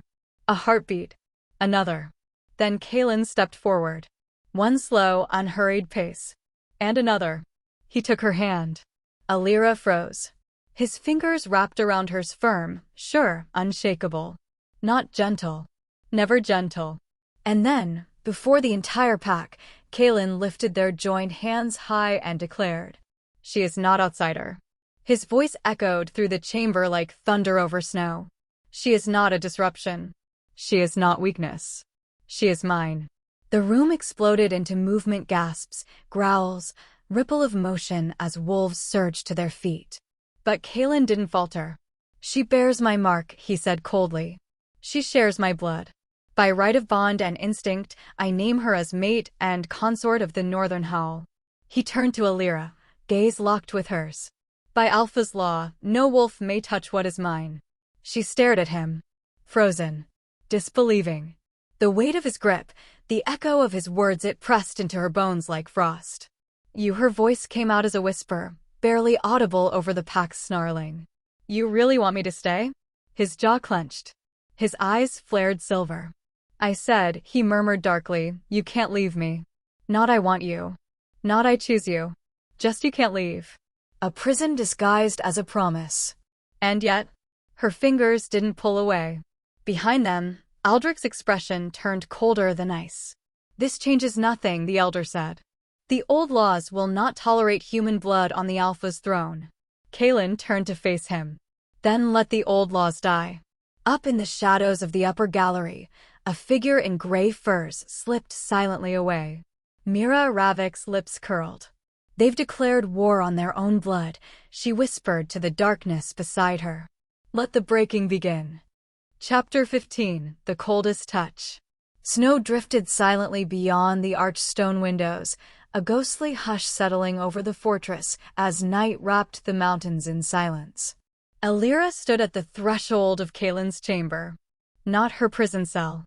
Not the healer's quarters. His room. His territory. Her fingers curled tighter around the thin fur cloak Nyla had handed her hours ago. She'd barely spoken since the proclamation in the hall. Kaelen hadn't offered a word of comfort, either. Just a look of storm behind silver irises and the command. You'll sleep where I can see you now. Not a question. Not a request. A law. The door shut behind her with a soft finality. A room carved of volcanic stone, vast and spare, yet warmer than she'd expected. A hearth flickered low near the far wall. Furs were piled thick upon the carved bed frame, all dark gray and bone-white. Weapons hung along one wall, blades, axes, about longer than her whole body. On another shelf, maps, tomes bound in hide, a dagger still stained red. The air smelled of iron and cedar. And him. He didn't look up when she stepped inside. Kaelen sat by the hearth, broad shoulders bathed in firelight, one hand wrapped loosely around a goblet. His tunic clung to his back, dark from the snow melt, his jaw sharp in profile. He hadn't spoken since they left the hall. Now she did. I can't sleep in here. He didn't move. You're angry. Still nothing. She swallowed. Because I make you weak in front of them? At that, Kaelen's jaw ticked. His voice came low and cutting. You make me angry. Because you didn't choose me? He turned, finally. The fire danced in his eyes. No, he said. Because I did. The air crackled between them. Her hands trembled, not from cold. Then let's make it easier, she said, lifting her chin. Her voice was calm, detached. You don't want to love me. I don't want to belong to anyone. She stepped closer, letting the cloak slide down her shoulders. His eyes snapped to her collarbone. If all you need is my body, she said quietly, take it. Silence. Then, Kaelen stood. Slow. Controlled. Like a beast uncoiling. He crossed the space between them in 3 strides and caught her wrist not hard, but firm. His breath was ice and fire, his voice like gravel. Don't, he said. Don't you ever offer yourself like that again. She stared up at him, stunned. Why not? You've already taken everything else. Kaelen didn't answer. He spun her, pressed her back against the stone bedpost. His body caged hers, one hand braced beside her head, the other curling gently, almost reverently around the hollow of her throat. Not choking. Not forcing. Just holding. Feeling the flutter of her pulse. I could take you, he said, voice low and lethal. Right now. You're mine by bond. Mine by blood. I could bury myself so deep you forget your name. Her breath stuttered. But I won't, he said, leaning closer. Because you still flinch when I touch you. His thumb brushed the softest part of her jaw. You still look at me like I'm the monster under your bed. She trembled. And I won't have you until you want me. Not just your body. Your mouth. Your will. Kaelen's hand slid to her wrist, and he raised it, slowly, placing her fingers over his own heart. It beats because of you, Elira, he whispered. But I will wait until yours beats for me. She didn't speak. Couldn't. He stepped back, turning from her like he had to physically restrain himself from staying close. Take the bed, he said roughly. I'll be on the floor. She stared at his back as he crossed to the other side of the room and lay down on a mat beside the fire, cloak slung over his shoulder, muscles tense. He didn't look back. Not once. But even as Elira slipped into the bed, her body trembling under the furs, she could feel it. His gaze. His hunger. His restraint. A wolf with its teeth bared, refusing to bite. And in the darkness, her heart beat louder than ever. Chapter 16, Enemy of the Blood. Snow fell like silent ash across the northern border as Mira Ravik entered the Wolf Keep. She didn't wait for invitation. Didn't bow. Didn't even glance at the guards who stiffened in her presence. Her presence alone, cloaked in furs of jet and crimson, eyes like frostbitten steel, was a statement. I do not fear you. Kaelen stood atop the stone dais in the war room, arms crossed, gaze colder than the wind clawing through the windows. Ravik, he said flatly. Your scent reaches me long before your shadow does. Mira smiled, sharp and amused. Good. I'd hate to surprise an alpha in his den. The room buzzed with barely leashed tension. Nyla stood silently at Kaelen's left shoulder, hands clenched behind her back. Elira, though meant to remain in her quarters, had slipped inside unseen, drawn by the low murmur of voices, the subtle wrongness in the air. And the pull. Him. Kaelen hadn't acknowledged her. Not yet. But his scent, his aura, coiled tighter the moment she stepped into the chamber, hidden behind a pillar of carved stone. Myra's eyes flicked briefly toward that direction. Her nostrils flared once. Interesting. You've claimed something unnatural, Kaelen, Mira said, slow and deliberate. The scent clings to your halls. Not quite human, not quite wolf. Like rot beneath snow. I don't recall asking for your opinion, he replied coolly. You didn't, she said. But the other alphas are asking for mine. Kaelen's jaw tensed. She stepped forward, lowering her voice just enough to sound dangerous. You bring a half-blood into your pack, bind her to your name, and expect the rest of us to stay silent? You know what her kind did in the last war. I know what your kind claims, he said, a growl threading through the words. You think your bond with her is a gift? Myra's voice dropped to a hiss. It's a trap. A curse. One that will burn through your blood until nothing is left. Kaelen moved before thought could catch him. In a blink, he was in front of her, hand around her throat. Not crushing, just a warning. A reminder. You forget whose territory you're in. Mira didn't flinch. She leaned into his grasp and whispered, You're already unraveling, Kaelen. And the one who'll finish it is hiding behind your walls. That night, the keep was silent again. But Elira couldn't sleep. Not after that exchange. Not after the way Kaelen had dismissed her when she asked who that woman was. No one important, he'd said. Stay in the chamber. Lock the door.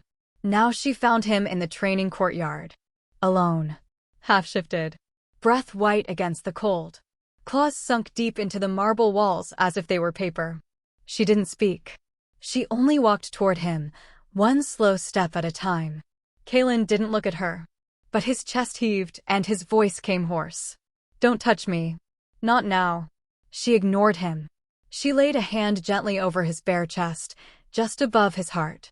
His skin was burning. Kaelen, she whispered. Calm down. Your scent, his jaw clenched, voice strangled. It makes me insane. I want to fight. Claim. I want to. But you haven't, she said, firm but quiet.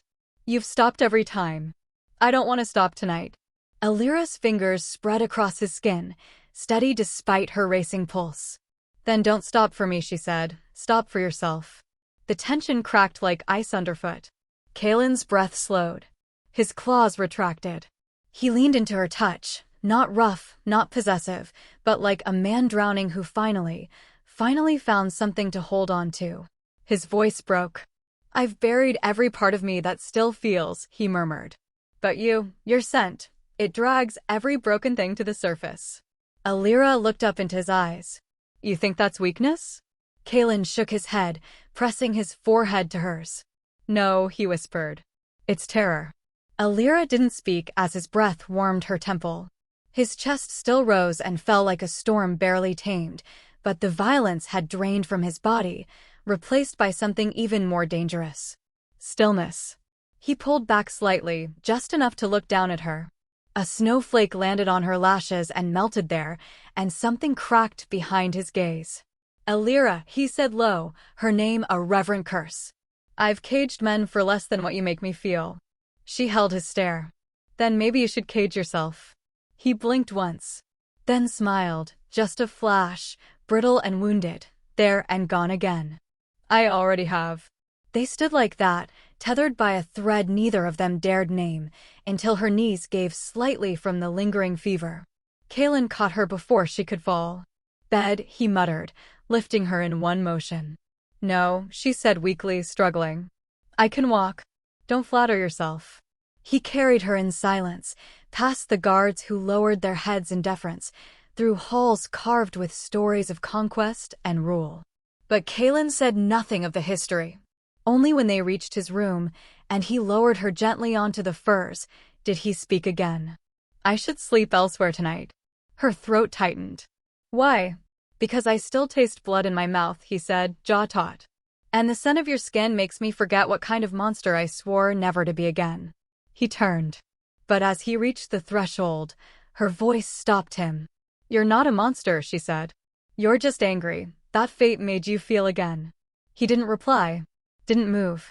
But he didn't leave, either. Dawn. The council room was colder than usual. Aldrich sat at the head of the curved stone table, robes lined with ceremonial wolf-eyed. Mira stood to his left, arms crossed, radiating smug expectation. Nyla flanked Kaelen's right, silent but sharp-eyed. Kaelen sat motionless. Your bond jeopardizes the entire blood hierarchy, Aldrich said, voice echoing. We demand a decision, Alpha Thorn. Will you renounce the human? No, Kaelen said without hesitation. A murmur rippled through the elders. She is not merely a human, he continued. She carries Mooncaller blood. The bond is not an aberration, it is prophecy. She's an infection, Mira snapped. One that warps your instincts, clouds your command, endangers your people. Kaelen stood slowly. Then let my people speak for themselves. He turned toward the guards lining the chamber walls. Bring her in. The doors opened. Elira stepped inside, pale but unflinching. Dressed in a dark robe that dwarfed her frame, her presence still cut through the frost like sunlight on ice. Some wolves growled low. Others stared in confusion, expecting weakness and finding something else entirely. Elira didn't lower her eyes. She walked to Kaelen's side. And he, without hesitation, reached for her hand. My mate, he said aloud, voice unshaking, stands beside me not as a prisoner, but as my equal. Gasps. Even Nyla's lips parted in disbelief. Aldrich rose livid. You dare invoke the Alpha's law for a half-breed? Kaelen's gaze darkened. I dare, he said, voice like thunder, to remind you who writes the law. Back in the corridor, after the council dispersed in stunned silence, Elira leaned against the cold stone wall, her pulse unsteady. Kaelen stepped beside her. You didn't have to do that, she said. Yes, I did. She turned to him. Why? He looked at her, truly looked, and said nothing for a long while. Then, as if answering a question even she hadn't dared ask, he raised her hand and pressed it to his bare chest, just above his heart. His voice was a whisper. Because every time you look at me like you're not afraid, I remember who I was before fate took everything. Chapter 17, The Fever Mark. Elira didn't remember falling. One moment she stood in Kaelen's corridor, breath shallow and vision rimmed in gray. The next, darkness, thick and burning. A shuddering cold swept up her spine, only to be followed by a flash of unbearable heat, searing through her limbs like wildfire. Her breath caught as her legs gave beneath her. Kaelen was there before she hit the floor. His arms swept her up, his heart hammering against hers through layers of heat and flesh and panic. But her head lolled back, eyes flickering, lips parted in fevered gasps. Elira, he growled, voice hoarse. Stay awake. The bath. Kaelen slammed the door to his private chambers open with a force that made the sconces tremble on the stone walls. He carried her straight to the sunken marble tub carved into the floor, the one no one else was allowed to use. The one that once belonged to his bloodline. Steam had barely begun to rise from the heated spring beneath when he stepped in, fully clothed, cradling her body against him. Her skin was scalding. She moaned, barely conscious, her fingers twisting weakly in the fabric of his tunic. Kaelen pulled off her sweat-drenched nightdress with swift, efficient movements, cursing under his breath as her skin revealed itself, pale and glowing like ice, but with faint silver veins starting to streak across her collarbone and down her arms. The wolf energy was burning through her too fast. She wasn't built to bear it. And yet, she had. Somehow, she had survived this long. He eased her gently into the water, stripped his wet shirt, and pressed her against his bare chest. The moment her skin touched his, she let out a soft cry. Kaelen exhaled, barely keeping himself together. "Easy," he whispered, voice raw as he took the soft cloth beside the tub and dipped it in cool water. "You're burning up, little flame." Her lips moved soundlessly. "Elira," he said again, brushing wet strands of hair from her cheek. Her eyes fluttered open, unfocused, glazed with fever and pain. And then she whispered it. His name. Kaelen. He froze. The sound was breathless, fragile, vulnerable, and it didn't matter that she was delirious. It didn't matter that she didn't know what she was saying. He felt it like a brand against his soul. He pressed the cloth to her forehead, then her neck, then down over the ridge of her collarbone. Her body arched into the touch, half-conscious, but desperately clinging to the coolness of him. And he was losing control. Because she wasn't just soft and warm and clinging. She was his mate, his match. And his instincts were howling in his ears, telling him to mark her deeper, to claim her fully before her bloodline rejected his bite. "No," he muttered to himself, fingers trembling as he dipped the cloth again. "You'll hate me if I lose control." But then, her arms curled around him, her face pressed into his bare chest. And she whispered again, barely audible over the hiss of steam and his own breaking breath. "Don't go." Kaelen closed his eyes. He could survive anything. War, betrayal, fate. But not her voice, fragile and trusting, in the crook of his neck. He bent his head slowly, burying his face in the damp heat of her shoulder. She smelled like storm-washed earth and something sweeter, something only he could sense now, buried deep in her blood. He brushed his lips along her neck. She sighed. And he lost the last thread of restraint. His fangs grazed the soft skin of her shoulder, right above the old bite. He bit, harder this time. Not deep enough to scar. Just enough to taste her again. To remind himself what it meant to touch something he wasn't supposed to want. Elira whimpered, her breath hitching as her back arched into him. His growl vibrated against her spine. "I warned you," he whispered against her throat. "Say my name like that again, and I won't stop." But she didn't answer. She only clutched him tighter, her fingers tangling in his wet hair. That night, in the lull between heat and shivers, Elira drifted. Not into sleep, but into something older. A forest of silver mist opened before her. The trees bent low, as if listening. And in the center of it all stood a woman with hair like falling snow and eyes as pale as frostbitten skies. "Elira," the woman said. Elira stepped forward, barefoot and breathless. "Mother." "You were never meant to be a prisoner," the woman said gently. "You're the lock, but also the key." "To what?" Elira asked. Her voice echoed strangely. "To Kaelen." "To the truth." Chapter 18, The Bite She Gave. The storm had passed. Not the blizzard outside, the northern winds still shrieked across the mountains, rattling against the stone fortress like restless ghosts. But the fever had broken. And Elira was still alive. Kaelen sat by the hearth, his back tense, shirtless beneath the flickering firelight. The deep shadows painted lines of strain down his spine, muscles flexing each time he drew breath. He hadn't left her side since the bath. He hadn't slept either. But now, she was awake. And watching him. Elira sat up quietly from the bed, the fur blanket pooling around her hips. She wore one of Kaelen's shirts, too large, slightly frayed, still warm from his body. Her bare feet made no sound as she crossed the room. Kaelen didn't turn, but his body stilled when her presence reached his back. "I'm alive," she said softly. His answer was low, guarded. "Barely." She exhaled. Then moved closer, close enough to feel the heat radiating off him. He should have turned. He didn't. So she did what she had no name for, only instinct. Her lips brushed the skin just beneath his ear. And then, she bit him. Not hard. Not to harm. But to answer. to echo what he had done to her twice now and make it hers. Kaelen froze.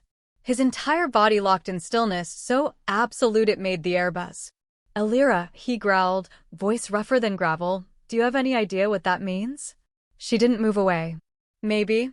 "Then maybe," he said darkly, turning slowly to face her, "you're not trying to survive me anymore. You're trying to tame me." He stood, towering, the shirt falling from one shoulder as he moved into her space. Elira didn't flinch. Her chin tilted up. Her pulse thundered in her throat, but she didn't retreat. She had never retreated. Not from Kaelen. Not from the wildness in his eyes, or the way his breath caught when she looked at him like this, like he wasn't a monster, but a man on the edge of losing everything he once believed he could control. His hand rose to her face, brushing her jaw with a reverence so sharp it hurt.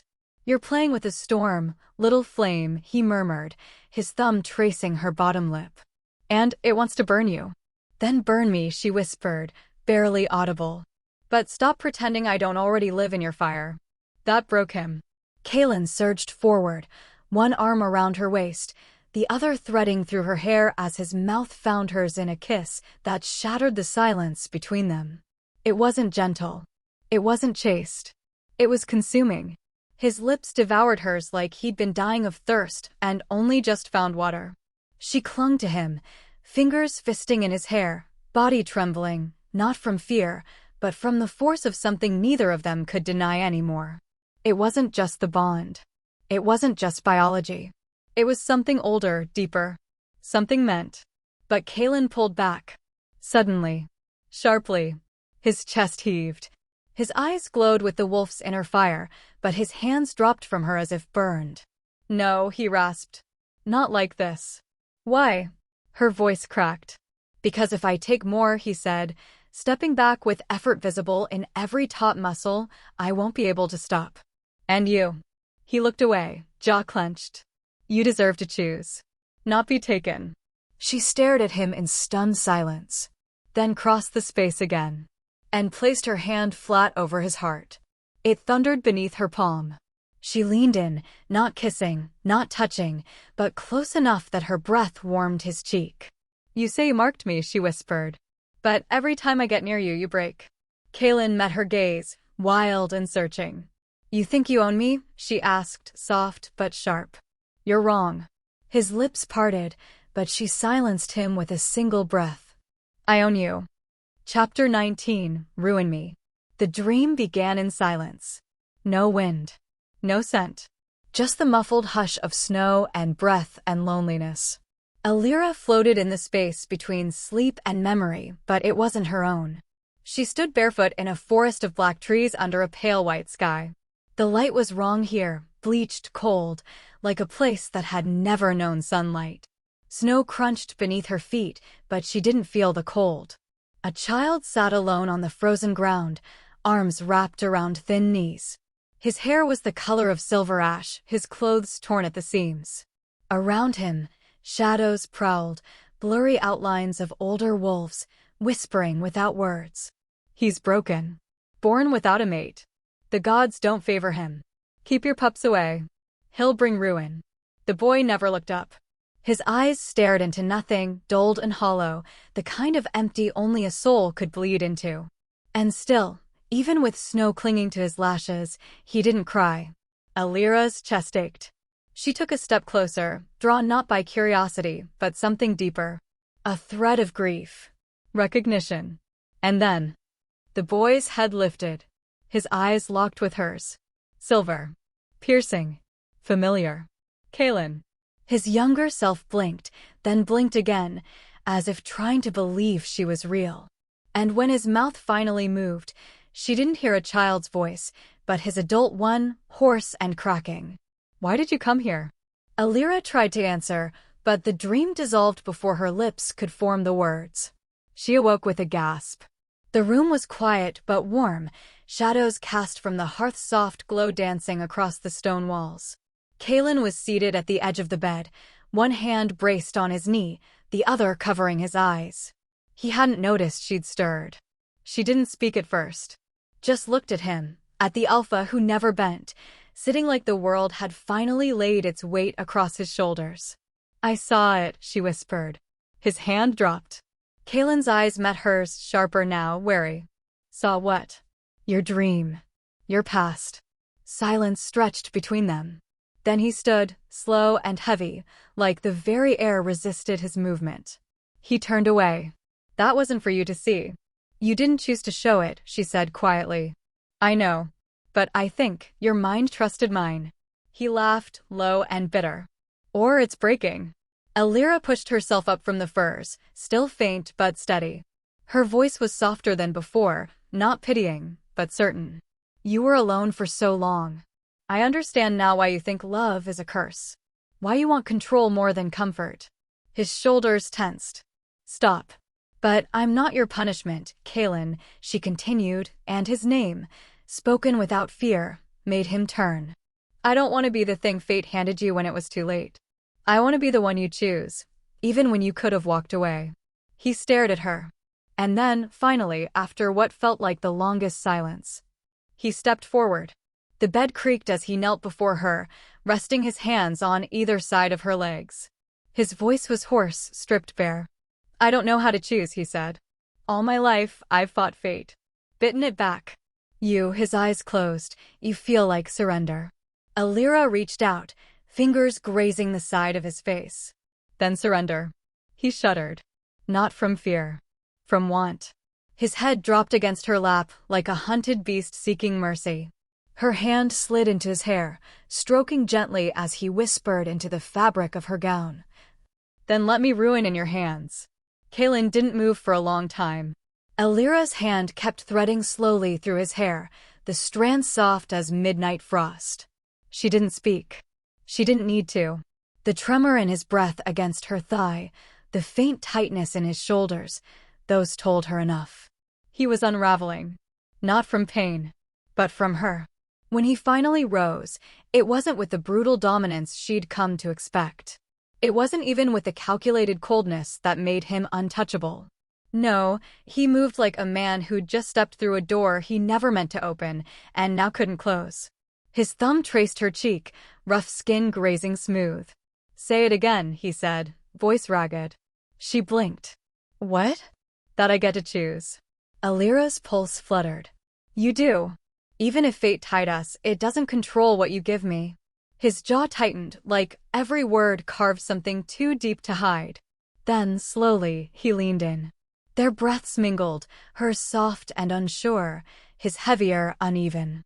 Their lips brushed, not a kiss, not yet, but the possibility of one. And then, she tilted her face into his. His mouth met hers. It wasn't violent. It wasn't punishing. It was reverent. Kaelen kissed her like a man starved of warmth, of hope.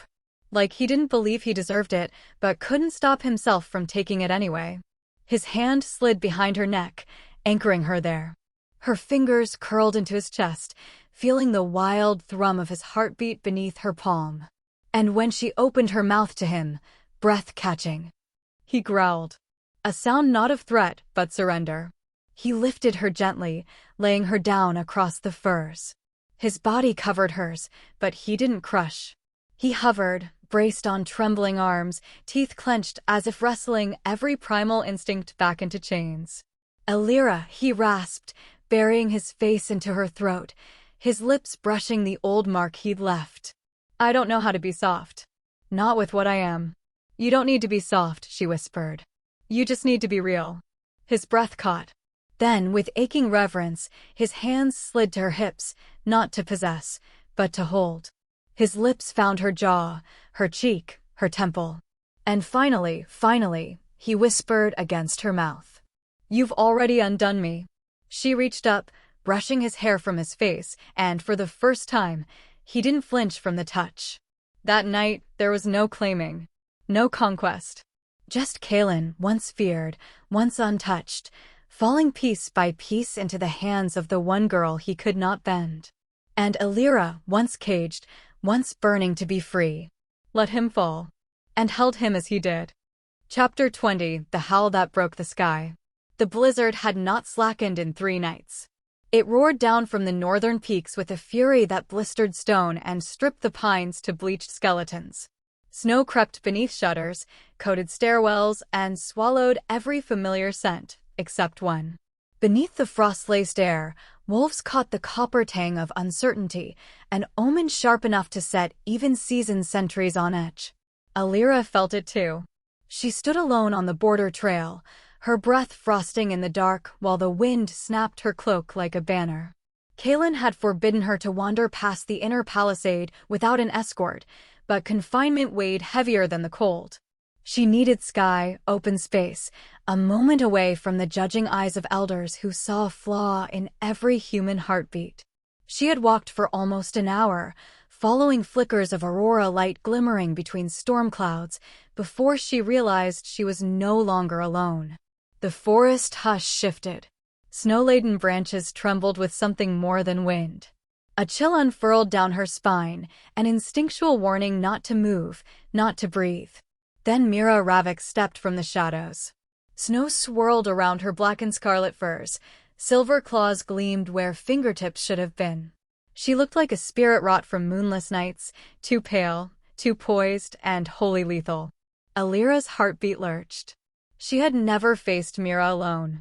She had never wanted to. "You drift far from your cage," Mira said softly, voice slicing through the storm.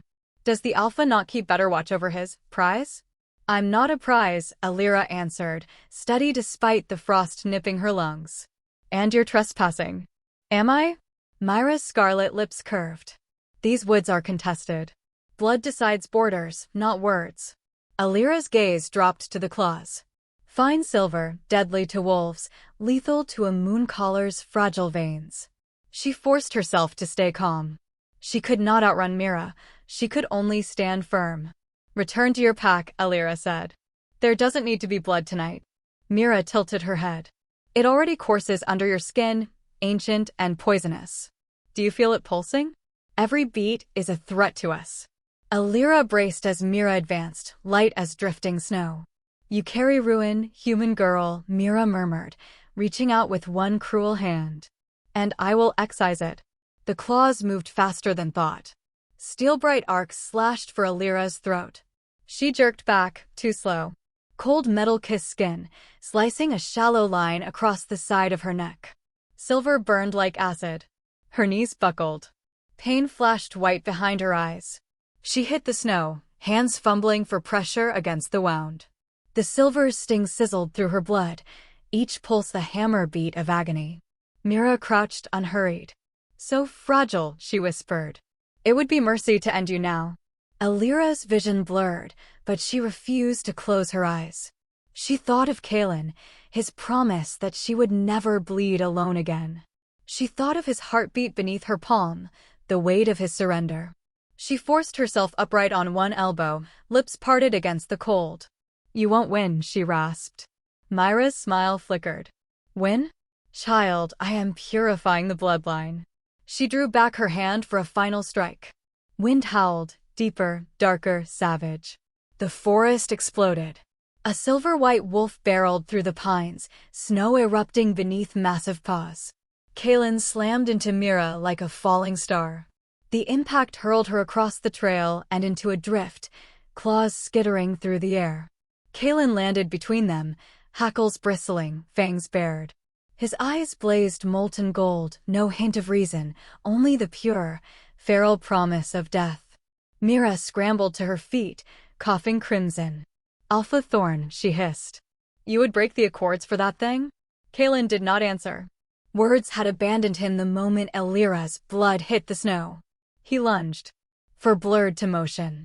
Teeth met flesh.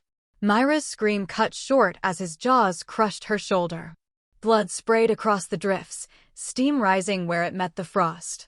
3 Irefang sentries burst from the tree-line to aid their beta, but they were fodder beneath Kaelen's rage.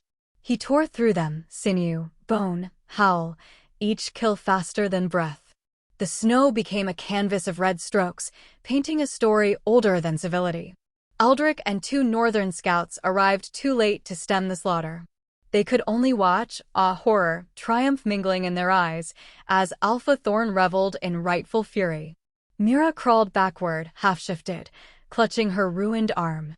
Fear dulled her beauty, left her eyes wide and silvered with pain. "Monster," she spat. Kaelen stalked forward, but Elira's whisper stopped him. "Kaelen." His head snapped to her. Blood dripped from his muzzle. In that heartbeat, the bond thrummed, a cord pulled taut between agony and love. He abandoned Mira without another glance, leaping to Elira's side. The colossal wolf nudged her gently, whimpering, a sound so raw it broke something inside every watcher. Elira's lashes fluttered, breaths shallow. She raised a trembling hand and touched his fur. "I'm still here," she whispered. Her fingers left a red smear against his white coat. Kaelen shifted. Bones cracked, fur receded, leaving skin flushed and streaked with gore. He knelt naked in the snow, heedless of the cold, and gathered Elira to his chest. Silver claws lay forgotten beside them, useless now that they'd failed. Storm clouds parted just enough for moonlight to limn the pair in argent glow. Kaelen threw back his head and howled, a sound that shattered treetops, echoed down ravines, and reached the ears of every living thing within 100 leagues. "I don't need fate," he roared into the broken sky. "I only need her alive." The wind stuttered. The earth hushed. It was as if creation itself paused to listen. When the echo faded, Kaelen lowered his gaze to the fragile woman in his arms. Fear lanced him, bright, blinding, as her eyes fluttered closed. "No, stay." His voice trembled, thick with blood and desperation. "Stay with me, little flame." He pressed his palm over her wound, cursing the silver that sizzled against his skin.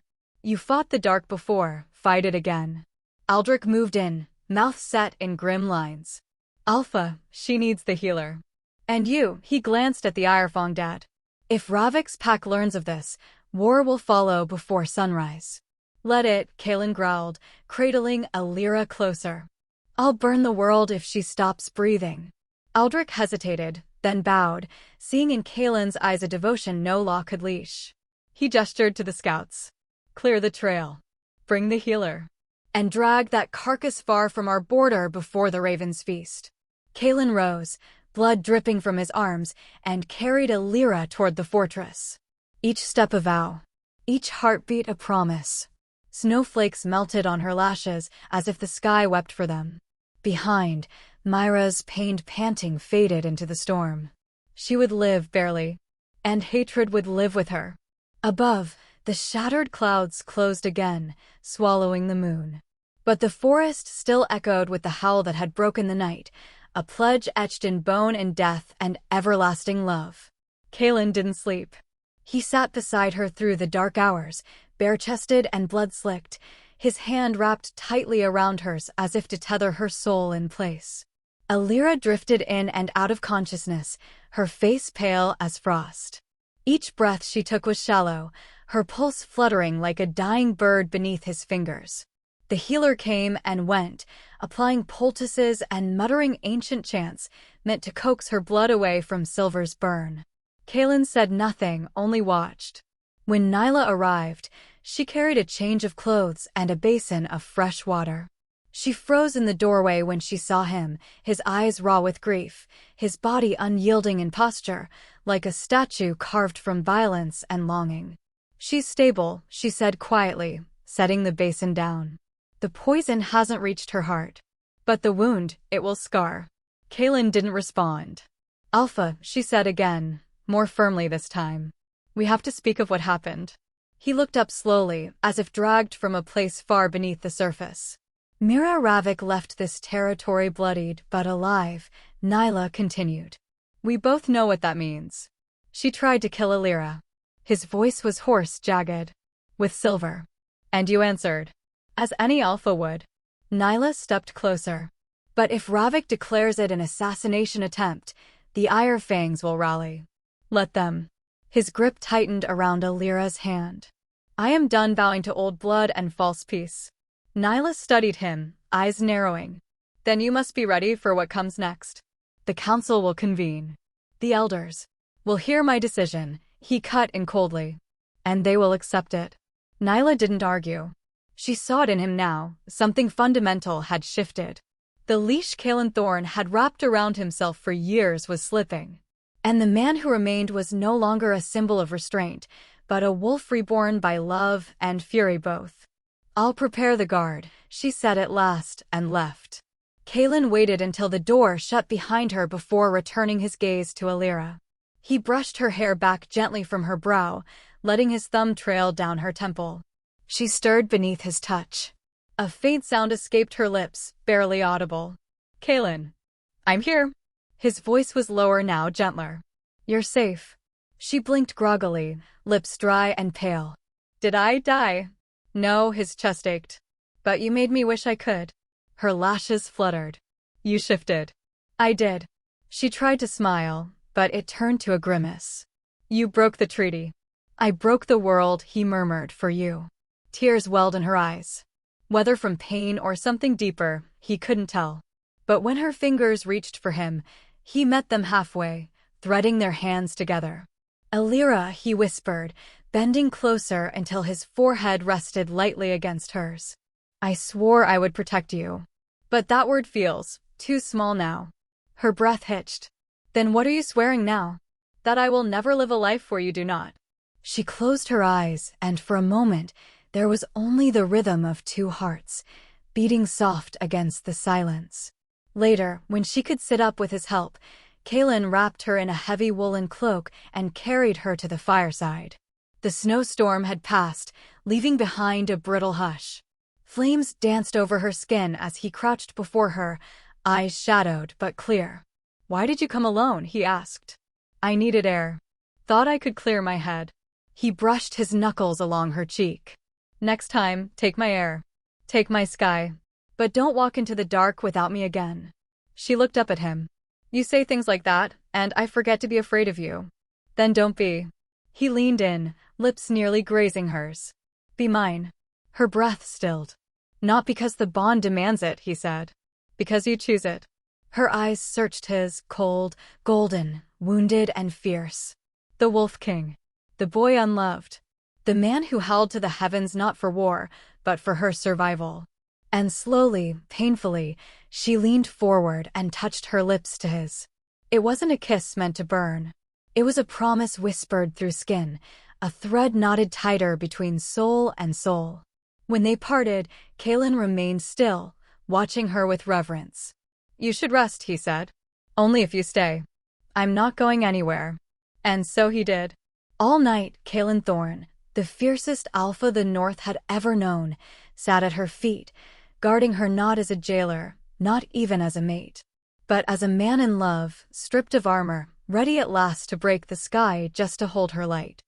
Chapter 21. Shatter the Bond. Snow fell like ash. Kaelen held Elira in his arms, her skin slick with blood and colder than the wind that tore through the pines. Each step he took was a war against panic, against the hollow thud of her weakening pulse. The silver had carved too deep, too close to her throat, and the burn of it was spreading through her veins like poison.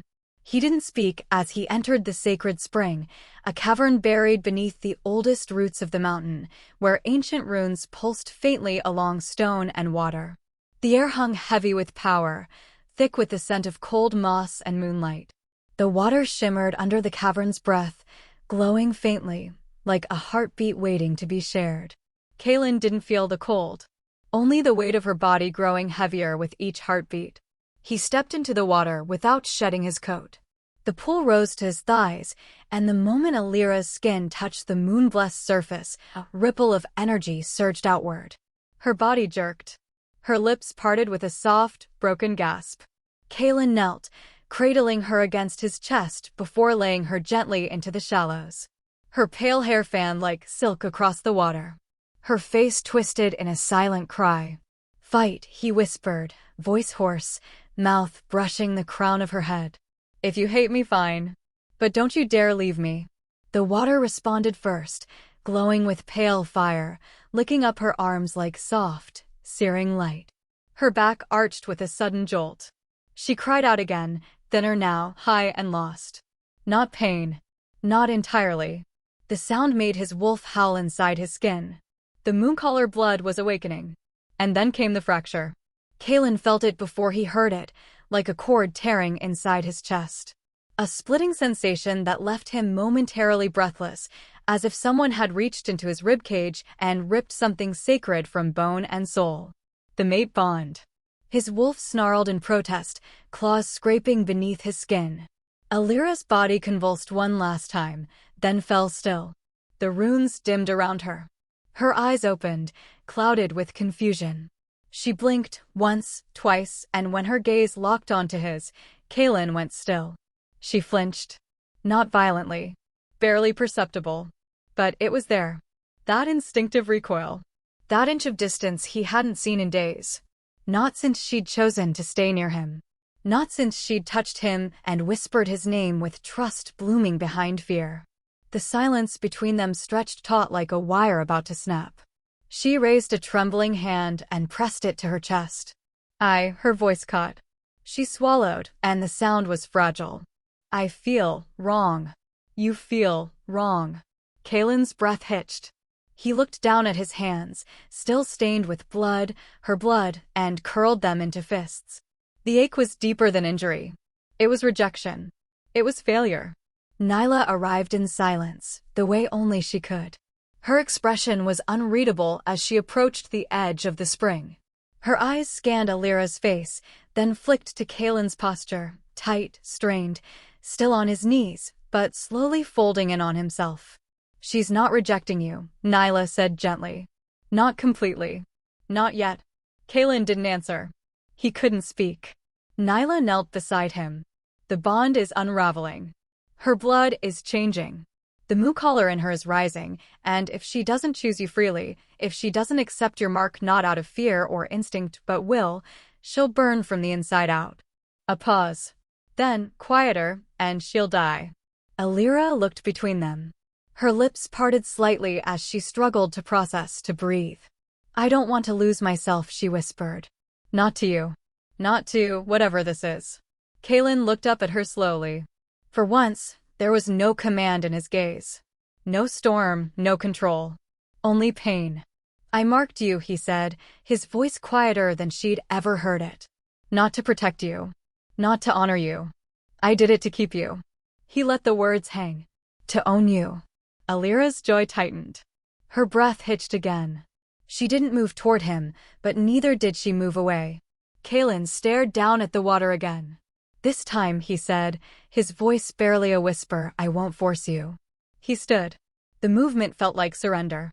He stepped back, just once, and watched her flinch again, not from fear, but from the sudden absence. His warmth gone from the water. His scent already thinning. Elira's fingers trembled where they gripped the rim of the pool. Nyla stood as well, silent beside her alpha.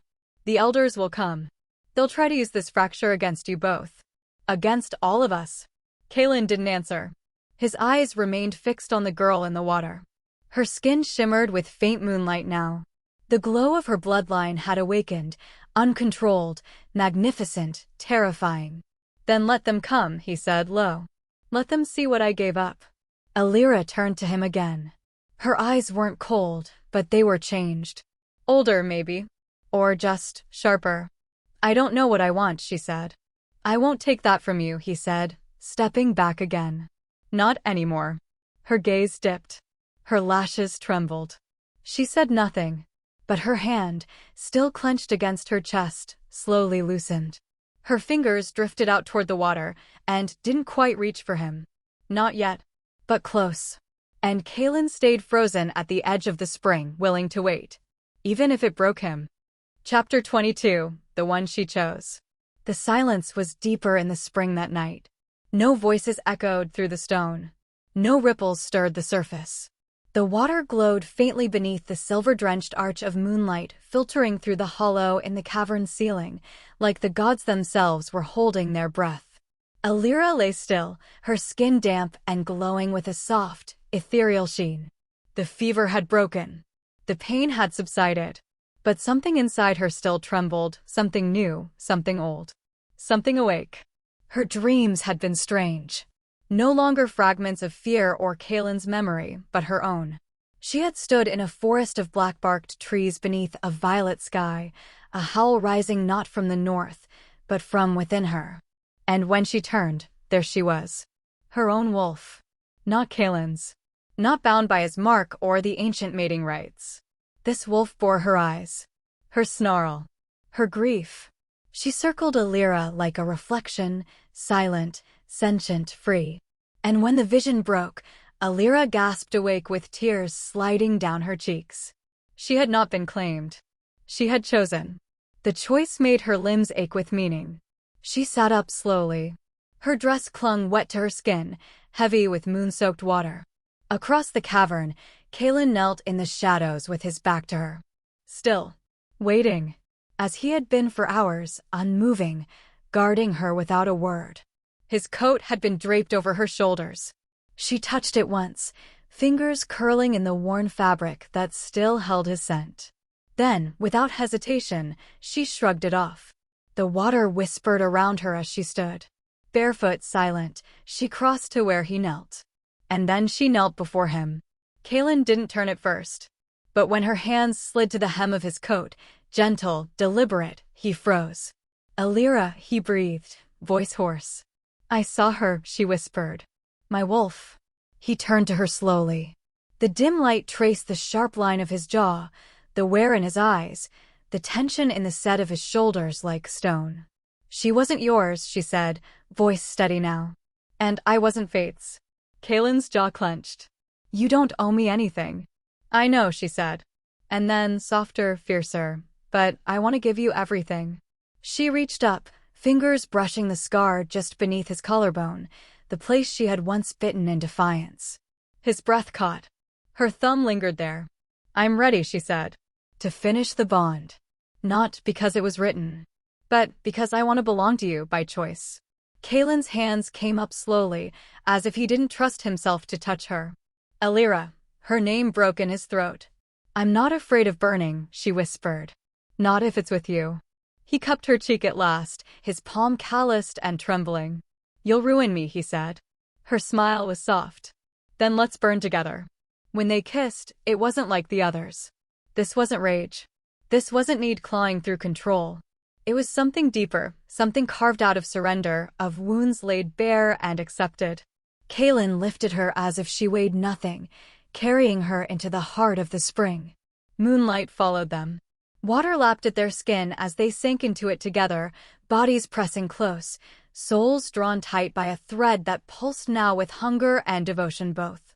He kissed her again, slow, reverent. She arched into him, fingers threading through his hair, dragging him closer with a desperation born not from fear, but from finally letting go. His mouth trailed down her throat, his teeth grazing her pulse, and she gasped his name like a vow. When she bit his shoulder this time, it was not to defy, but to give. She marked him back. He groaned, the sound raw and broken. His hands slid down her sides, anchoring her as their bond flared bright and wild between them, no longer branded by force, but ignited by choice. And when their bodies finally joined, it was not domination but communion. He moved within her like prayer. Her hands clutched his back, nails biting, breaths catching on the edges of moans and murmured names. The rhythm built slowly, friction and heat, sweat and sighs, moonlight slicking over skin that glowed with something no human language could name. Kaelen's forehead pressed to hers. "I never thought I could love," he whispered, his voice breaking mid-sentence, "but I do. Gods, I love you, Elira." She answered him not with words, but with her body rising to meet his, her soul surging into the space where once only pain had lived. She gave him everything, and he let himself be ruined. The water shimmered around them like starlight dissolved into silk. With every movement, every sigh, every whispered word between them, something ancient shifted beneath the surface. It was as if the moon itself had come down to bear witness, blessing what no elder, no law, no prophecy had ever foreseen. Not a king claiming his fated mate, but a woman choosing her ruin. When it was done, they lay in the warm shallows of the spring, limbs tangled, heartbeats sinking in slow, steady thuds. The bond pulsed between them, no longer a chain, but a tether of fire and light.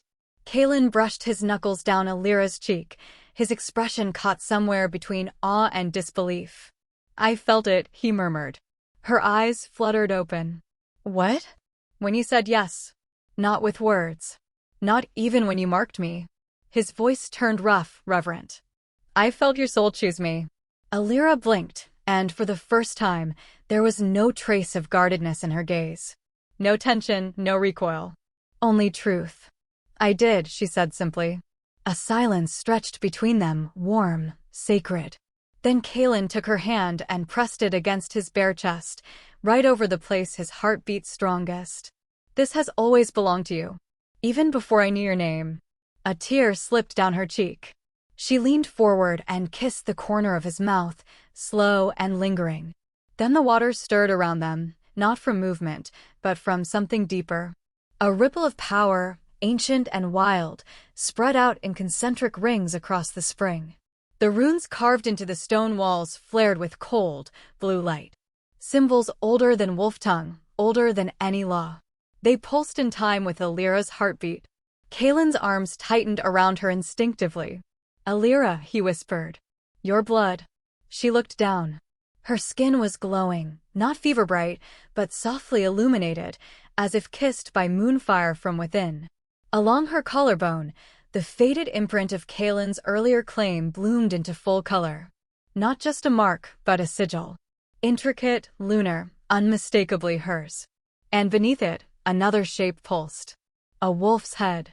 Not Kaelen's. Hers. The mooncaller had awakened. Kaelen didn't speak. He couldn't. He had never knelt to anyone in his life, but in that moment, he felt it. Reverence. Not because she was his mate, but because she had become something more. She had chosen to stay. Chosen to love. And chosen to bear the cost of that choice with open eyes. "I'm not yours to cage," she said softly, as if echoing an older self. Kaelen nodded, solemn. "But I'll follow you wherever you run. Even if it's into fire." She smiled faintly, then leaned her forehead against his. "I'm not running anymore."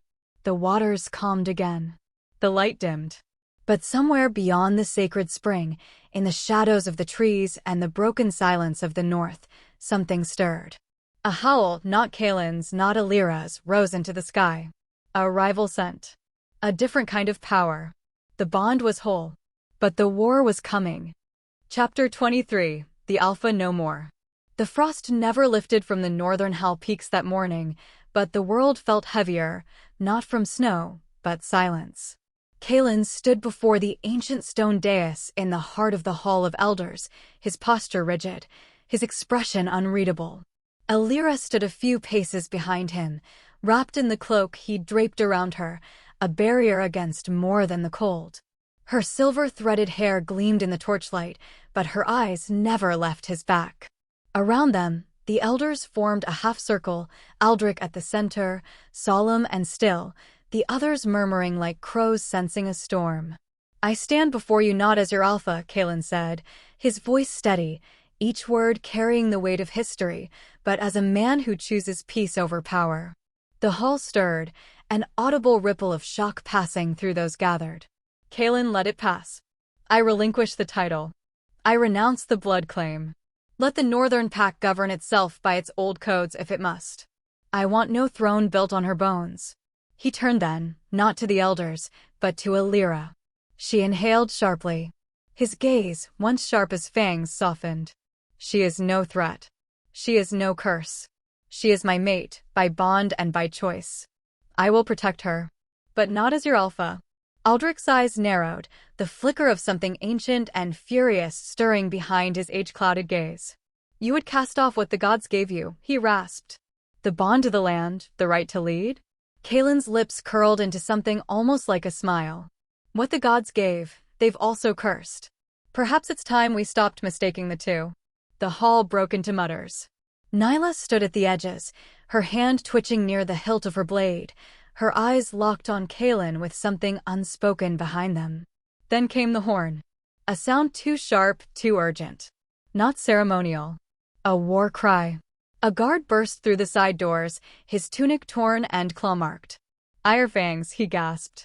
At the eastern ridge. A full host. A cold hush fell. Before anyone could speak, another figure stepped into the light, tall, cloaked in storm-black fur and armor scorched with firebrands. Thorn Ravik, Alpha of the Ironfang pack. A shadow made flesh. Flanked by warriors, he entered the sacred hall as if it were a den already conquered. His eyes, golden and blood-bright, landed on Elira. Well, he drawled, so the rumors are true. The Mooncaller lives. And she stands in your halls like a queen. Kaelen shifted subtly, blocking Elira with his body. Thorn chuckled, low and vicious. You always were sentimental, Thorn. But tell me, do you truly believe that thing won't burn you all alive? She's not a thing, Kaelen said, voice quiet as a blade. And if you raise a hand to her, I will end you myself. But Thorn's gaze had turned to Aldrich now. Elder, he said mockingly, surely you understand the danger. A bloodline forbidden for centuries. A prophecy older than even your bones. You think that ends well? Aldrich's silence was answer enough. Then, without warning, the old wolf stepped forward and began to chant. It was a tongue few still spoke, wolf ancient, older than moonlight, heavier than stone. The torches dimmed. A circle of runes ignited beneath Elira's feet. Her body jerked. Kaelen snarled, lunging, but invisible force flung him back against the stone wall with a crack of bone. Stop! Nyla shouted, drawing her sword, but a barrier shimmered around Elira, cutting them off from her entirely. Elira's eyes widened in panic as light burned up her skin. Her veins turned silver. Her breath hitched in her throat. The seal wasn't meant to kill. It was meant to lock her away, her blood, her magic, her very self. No, she whispered, staggering. And then she screamed. A sound that split the air, the walls, the very sky. From her chest, a burst of white-hot energy erupted, laced with blood-red flame. The ceiling runes shattered like glass. Aldrich staggered back, his hands scorched. Elira rose. Not by choice, but by force. Her body no longer her own. Her hair floated like wind-blown smoke. Her eyes had turned fully silver, glowing like full moons. Her heartbeat echoed like drums through every mind in the room. She was divine. Terrifying. Beautiful.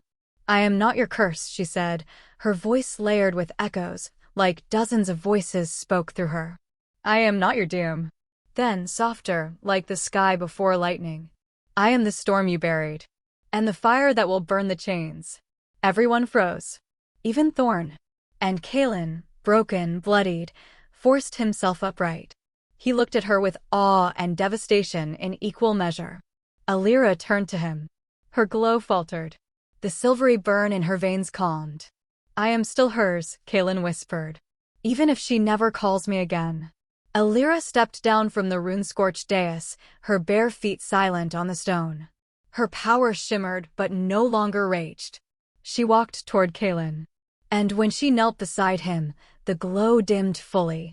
Not because it was gone, but because it was controlled. She pressed her forehead to his. I didn't ask to become this, she whispered. But I won't let them use me to destroy you.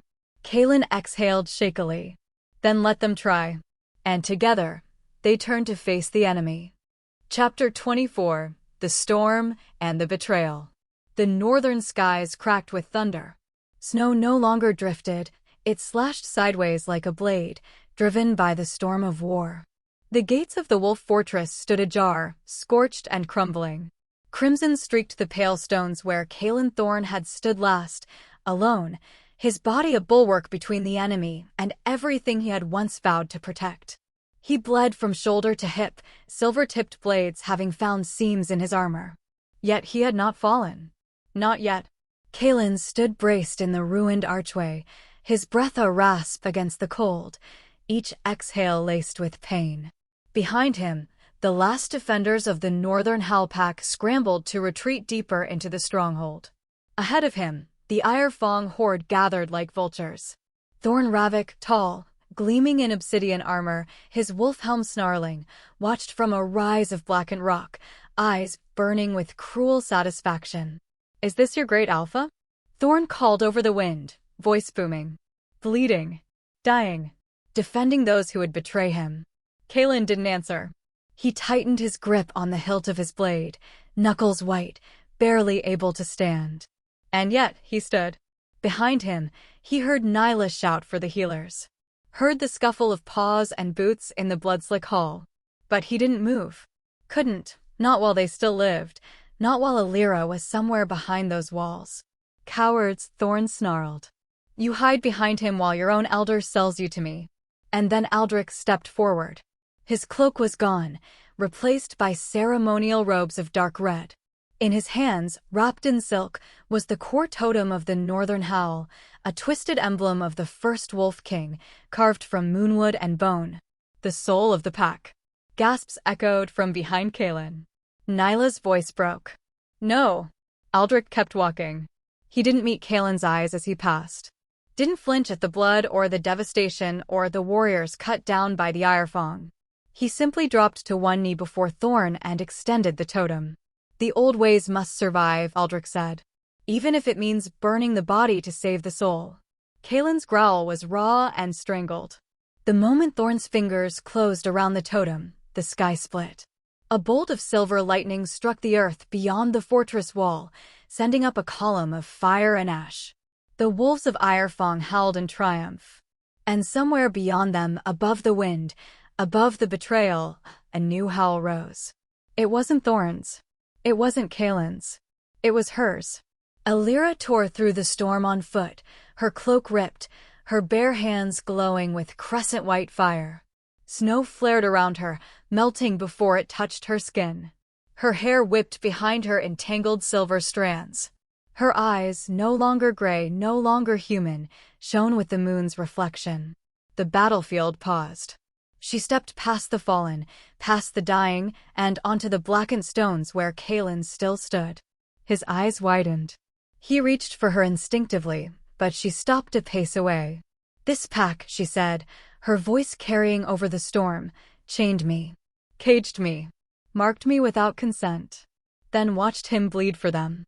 A hush spread through both armies. You are not worth his blood. Kaelen bowed his head. But Elira wasn't done. She turned, not to the enemy, but to the wolves within the fortress walls. Those still marked. Those whose wills had been buried beneath the law of dominance and submission. Her voice shifted. It was not just hers, it was every voice that had ever been silenced. Her power surged, light flooding outward from her chest like a second dawn. To every wolf who bears the mark against your will, she said, wake up. A pulse of white tore through the battlefield. Dozens of wolves staggered, clawing at their necks, eyes wide. The mark burned, then flared, and something ancient cracked. Bond after bond snapped like old iron, and the wolves turned, not on Elira, but on their own oppressors. Thorn cursed, raising his blade. Kaelen, still bleeding, lifted his head to watch it all unfold, this wild, impossible shift of fate. And Elira turned to the crowd once more. I am not your mate. I am not your alpha. I am the storm that breaks your chains. The wind roared behind her as she raised her hands to the heavens. From this day forward, the old law is dead. A new one will rise. And it begins with me. A ripple of silence passed. Then, from the mouths of the freed, a howl rose low, reverent, wild. Kaelen collapsed his knees. Elira turned at once, catching him just before he hit the stone. His blood soaked into her palms. Don't you dare, she whispered, voice trembling. Not now. Not after all this. His eyes opened, barely. You came back, he rasped. I always would, she said. And in the wreckage of betrayal, the ruin of a broken fortress, something new began to breathe. Not the law of the wolf, but the will of the one who defied it. Chapter 25. Burn me for you. The storm had passed, but the battlefield lay in ruin. Ash drifted like snow across the broken stones of the wolf fortress, now scorched and silent. The howls had faded. The screams had died. But the weight of what had been done remained, etched into the blood, burned into the stone. Kaelen Thorn lay crumpled beneath the collapsed archway, his chest rising with great effort, every breath a battle against death itself. Elira found him there, half buried in rubble and shadow, eyes barely open, lips cracked and colorless. She dropped to her knees beside him, palms trembling as they searched for a pulse. It was faint. Fainter than before. "No," she breathed. "No, not now. Not after everything." His eyes fluttered. "Elira," he rasped, so quietly she almost didn't hear it. "You have to go." She cupped his face in both hands. "Don't you dare." "I can feel it breaking," he whispered. "The bond." He winced, blood coating his teeth. "I want to set you free." "No," she said again, firmer this time. Kaelen's hand reached weakly toward her, brushing her collarbone, his fingers trembling. "You deserve more than being tied to something dying. And you think that's your choice to make?" Her voice cracked. "You think I've walked through fire for you just to hear that now?" His lips parted, but she silenced him with a kiss to his forehead, slow, reverent, trembling. "You're not the Alpha anymore," she said softly. "You're just Kaelen. The voice I answered to before I even knew what a mate was. And the only one I ever will." A tear slipped down his temple. He hadn't cried in decades. Not when his father died. Not when the elders turned their backs on him. Not when fate gave him a human girl he didn't know how to love. But now, as she leaned over him, glowing, fierce, broken, he wept. "Elira," he choked. "Don't." She ignored him. Instead, she cut her palm with a jagged piece of silver stone. Her blood, thicker now, radiant with awakened power, dripped onto his chest, into the half-healed mark where their bond still lingered, fragile and flickering. The moment it touched him, he arched with a strangled cry. Their souls collided. Kaelen saw flashes, her memories, her pain, her stubborn love. The night she tried to run. The moment she first heard his howl in her sleep. The look in her eyes when he told her he wouldn't force her again. And then the flood began. Her blood coursed through him like wildfire, chasing the death from his bones, searing through his broken organs. It hurt. Gods, it hurt. Healing was always agony. But this was something more. This was sacrifice. He screamed as light cracked down his spine, as his heart surged back to life with a stutter and a roar. Elira collapsed against him, her body folding like a flame losing fuel. He caught her, barely, his arms finally strong enough to hold her again. But she was cold now. Too cold. "No," he whispered, voice breaking. "Elira." Her breathing was shallow. Her eyes remained closed. Her skin shimmered faintly, like something no longer fully tied to this realm. "Stay with me," he pleaded. She stirred, barely. Her lips moved. "I'm still here," she said. "But something's unraveling." His arms tightened. "What do you mean?" "My soul," she breathed. "It's fraying. Because I used what wasn't meant to be given." Kaelen shook his head, tears falling freely now. "I didn't want this. I never wanted this to be the price. But it's mine to pay," she whispered. "Because you finally let me choose." He cradled her to his chest, rocking slightly, the wind howling through the broken keep like mourning. "You chose me," he said, voice shattered. "I always did," she whispered. Kaelen kissed her temple, kissed her knuckles, kissed the scar still healing on her shoulder. The moon rose high above them, silver and unblinking. And Kaelen, king of wolves, wept over the girl who had saved him. Not as an alpha. Not as a warrior. But as the only man who'd ever let her choose how to burn. Chapter 26, The Mooncaller's Wrath. The snow stopped falling when Elira rose. All around her, wolves knelt, not in loyalty, not in fear, but in stunned silence. The battlefield had stilled, frozen in a breathless moment where blood, fang, and fury bowed to something older than all of them.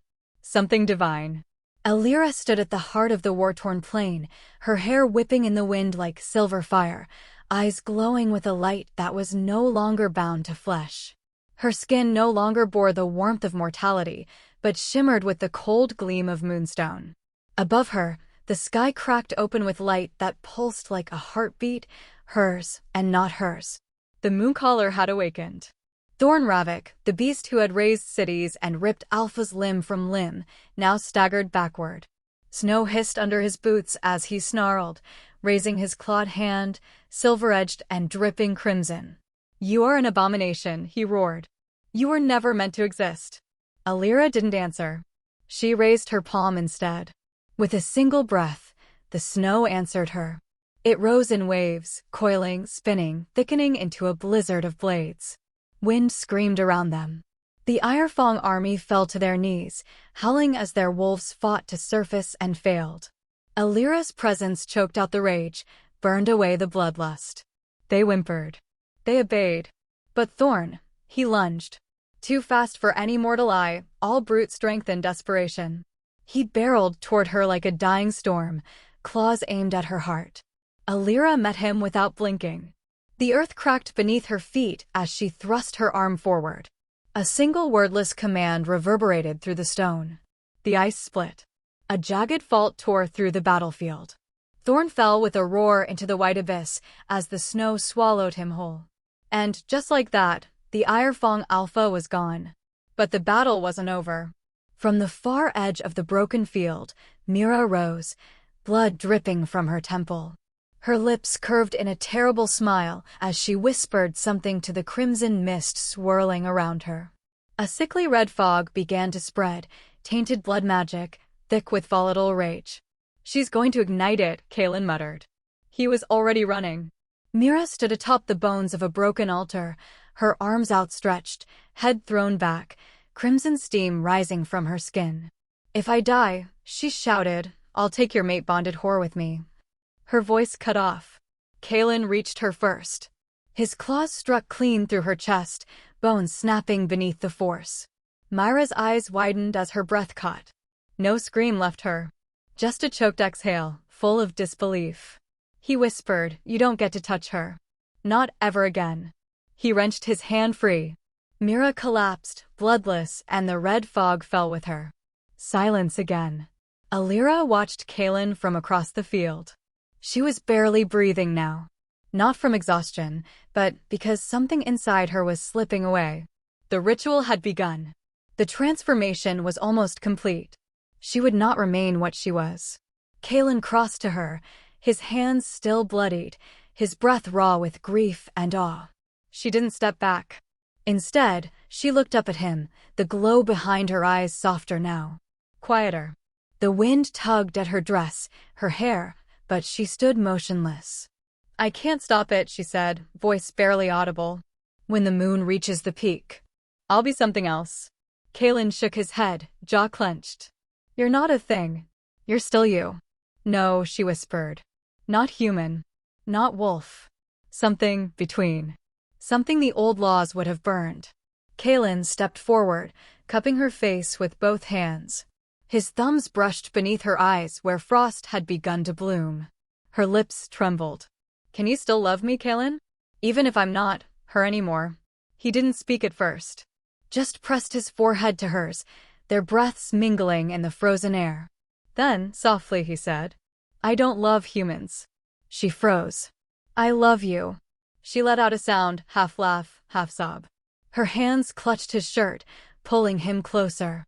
Their foreheads remained pressed, breath warm between them, a sanctuary against the coming change. And as the final sliver of moonlight crowned the sky, they kissed. Not with hunger or fury or desperation, but with quiet knowing, with the ache of two souls who had burned each other to the bone and still chose to stay. Their lips met in silence. Kaelen's mouth was cold, but hers was colder still, like tasting the edge of a blade tempered in moonlight. Yet he didn't flinch. He kissed her as if it were the only thing tethering him to the world, as if this one act could halt the avalanche of time pulling her away from him. Her fingers trembled where they clutched his shoulders. Not from weakness, but from the weight of what she was leaving behind. She wasn't just shedding her mortality. She was letting go of every version of herself that had once been human. And still, he stayed. Elira pulled back, barely an inch, her forehead still resting against his. "You should fear me," she murmured. "I do," Kaelen said quietly. "But I love you more than I fear anything." Her throat caught. The moonlight behind her flared, bathing the snow in a silvery blaze. The bond between them pulsed, wild and uncontrollable. Not the mark he'd given her, Not the forced claiming from weeks ago, but the one born of pain, choice, and something deeper than both. A true mate bond. Fused not by fate, but by fire. She gasped as it seared through her spine, not in pain, but in awakening. Her knees buckled. Kaelen caught her, arms curling around her waist with a quiet growl. His body trembled against hers, not with lust this time, but with awe. She wasn't fading. She was becoming. And in that moment, their souls aligned. No longer hunter and hunted. No longer captor and caged. But equals. Bonded in full. The moon surged overhead like a heartbeat and poured into her, into them. Their bodies collapsed together onto the snow-warmed earth at the center of the ancient battlefield, limbs tangled, breath shared.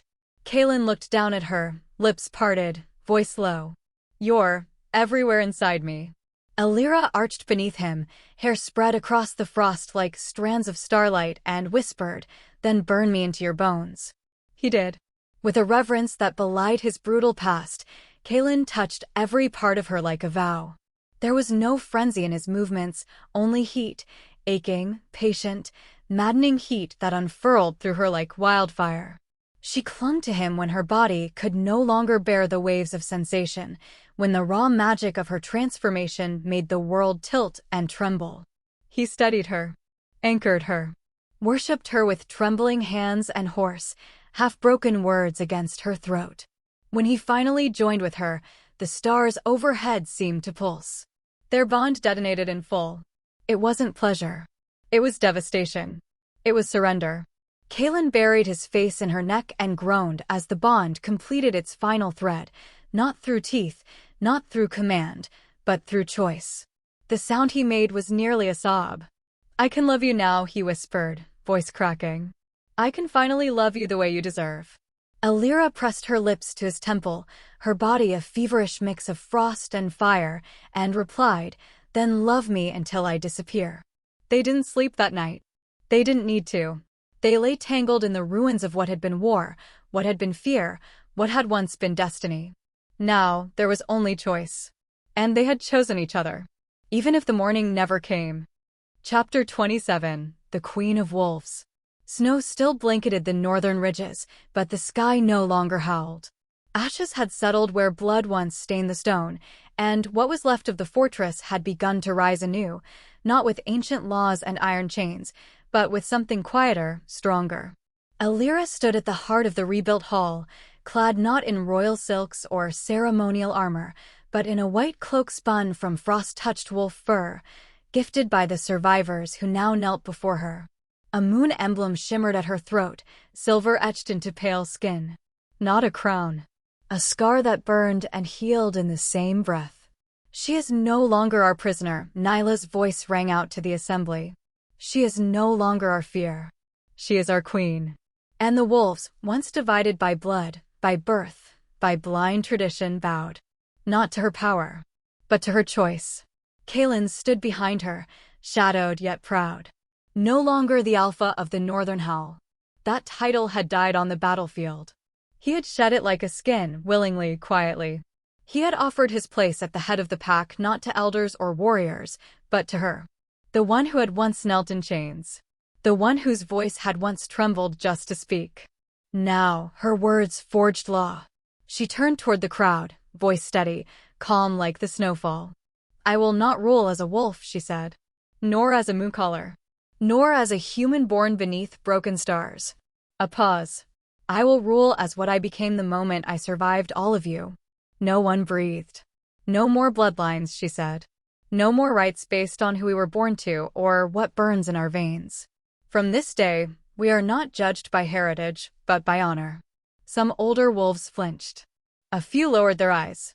But none rose to challenge. Elira's silver gaze swept the room. "I am not the end of prophecy," she whispered. "I am its betrayal. And I am its beginning."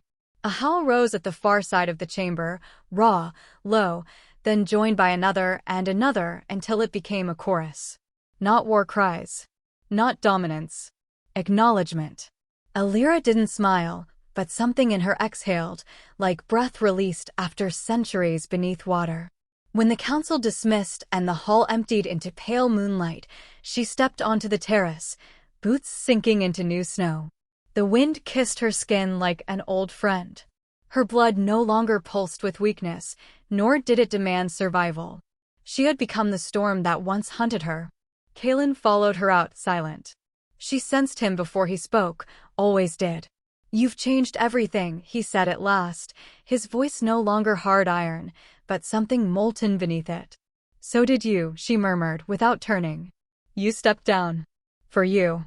"No," she said, quiet but fierce. "For yourself. And that's why I accepted it." Kaelen's hand brushed hers, hesitant, reverent. "You don't need a guardian anymore." "No," she said, threading her fingers through his. "But I want one." They stood like that, two shadows in the snow, no longer king and captive, but two beings who had unmade each other only to build something neither of them had ever dared dream.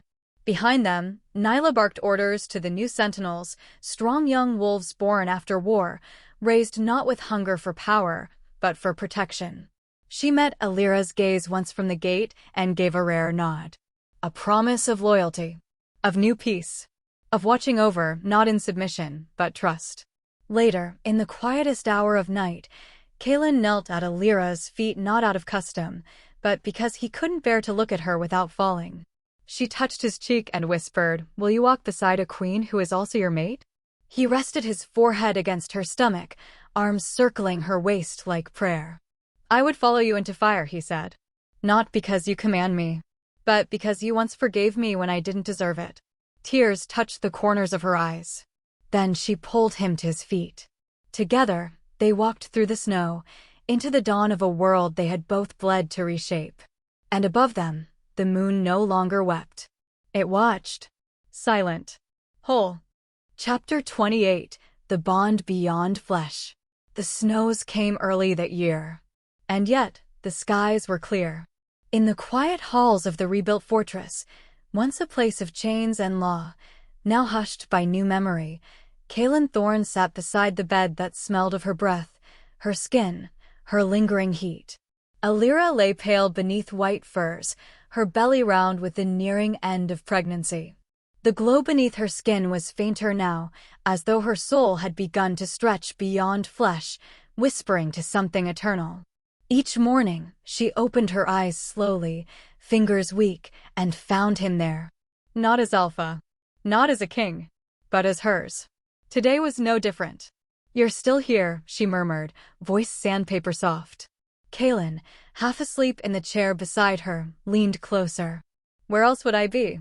Her lips curved, thin and trembling. "I keep thinking, if I die, and there's a first sight I get after all this, I want it to still be you." He didn't answer at first, just took her hand, pressing it to his mouth, as if he could warm her with breath alone. "Elira," he whispered, her name breaking him open each time. She blinked slowly, like drifting between this world and some other. "It's almost time." "For what?" he asked, though he already knew. She closed her eyes. "For the end of my body. And the beginning of something bigger." He stiffened. "Don't talk like that." "I'm not afraid," she said. "I've been in cages before. This isn't one." He kissed her knuckles. "Then let me walk with you there." Her breath shuddered. "You can't follow where I'm going." The tears that threatened his eyes never fell. He had learned to hold pain behind a silence so deep, it had teeth. But she saw it in his jaw, in the ghost of a twitch at his temple. "Elira," he rasped. "This is the way you leave me?" Her fingers fluttered to his cheek. "No," she whispered. "This is how I stay." He blinked, stunned. "I'm leaving behind something," she said, with a faint, secret smile. "Someone." The silence cracked. "What do you mean?" She leaned closer, breath trembling against his ear. "A daughter," she said. "Yours. And mine. A blood that belongs to no law but ours." Kaelen closed his eyes, hands clutching hers as if the earth might shake her from him. A child. Their child. The bond between them had survived pain, rejection, battle, prophecy. And now it would carry forward in another form, one not chained to destiny, but born of choice. That night, under a sky that held both moon and sun, an eclipse of impossible grace, Elira screamed once, twice, then fell into a silence deeper than sleep. And the child cried. A girl, fierce, lunged and silver-eyed. Kaelen held her in shaking arms, his mate's blood still warm on his skin. But Elira did not stir. The healers whispered, not dead, but gone inward. Into the moonrest, as the old ones called it. A state beyond life, beyond death. Where souls touched the stars and returned only when the world had need of them again. He waited beside her body for 3 days, holding their daughter, watching every breath she didn't take. When Nyla finally came, he didn't move. She knelt beside him, and for the first time, she placed a hand on his shoulder, not as Beta, not as second in command, but as someone who mourned with him. You don't have to fight anymore, she said. He looked up. His eyes were hollow, raw.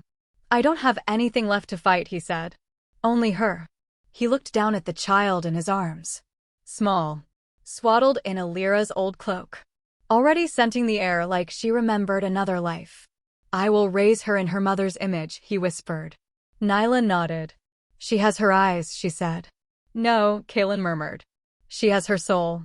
That night, he sang to the child, an old wolf lullaby no one remembered. Except Elira. He had once heard her hum it to herself when she thought no one listened.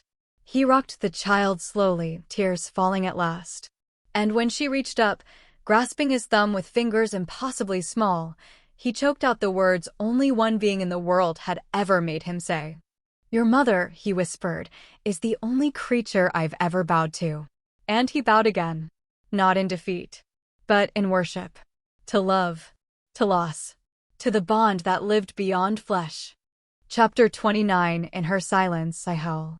The moon rose slowly that night, spilling silver over the snow-blanketed pines like a benediction. Kaelen stood at the edge of the high ridge, his cloak still lined with wolf fur, though the man inside it had changed beyond recognition. His once imposing frame bore the subtle weight of time, of grief worn thin at the edges and stitched back together by quiet hope. At his side stood a girl with hair like starlight and eyes the shade of dusk-washed silver. Barefoot, fearless, and solemn as the wind itself. She held her father's hand like it was the anchor that tethered her to this world. She had her mother's silence. And her fire. They came here every month on the night the moon shone fullest. To this place where the world stretched wide and endless, and the stars dared to listen. Tonight marked 5 years since Elira's breath had last stirred the air. 5 years since she had given herself to save them all, and become something no longer bound by body or time. Kaelen knelt in the snow, pulling his daughter, Elira, named for moon and blood and legacy, onto his lap. He wrapped his arms around her and began to speak, voice quiet, reverent. Once, there was a girl who came from a dying bloodline, he said. They called her weak. Fragile. Human. Elira smiled. She knew this story. But she had a heart like wildfire. And a soul the moon claimed as its own. He looked up, eyes catching the rim of moonlight that crowned the world. She defied kings. Tamed beasts. Taught even a wolf who knew only control, how to love. A pause. His voice cracked. And though she sleeps now, she still listens. As if in answer, the wind stirred the trees. Elira turned her face upward. Will she ever wake? Kaelen smiled faintly, brushing a hand over her hair. She already does, he said. Every time you look at me like she used to. Every time you speak with her fierceness. She is here. He didn't say I miss her. He didn't need to. Elira leaned into him. Tell me what she sounded like. Kaelen closed his eyes. Like winter falling, he said. And fire crackling beneath it. Then, the air shifted. The kind of shift that made wolves raise their heads and the earth itself hush. Kaelen stiffened. And Elira whispered, Papa. She was looking up, eyes wide, filled with something that wasn't fear. That couldn't be. A shimmer spilled from the moonlight, slow as breath. And from it, a shape stepped forward, not with footsteps, but with presence. Like she had never left. Like she had only ever waited. Elira.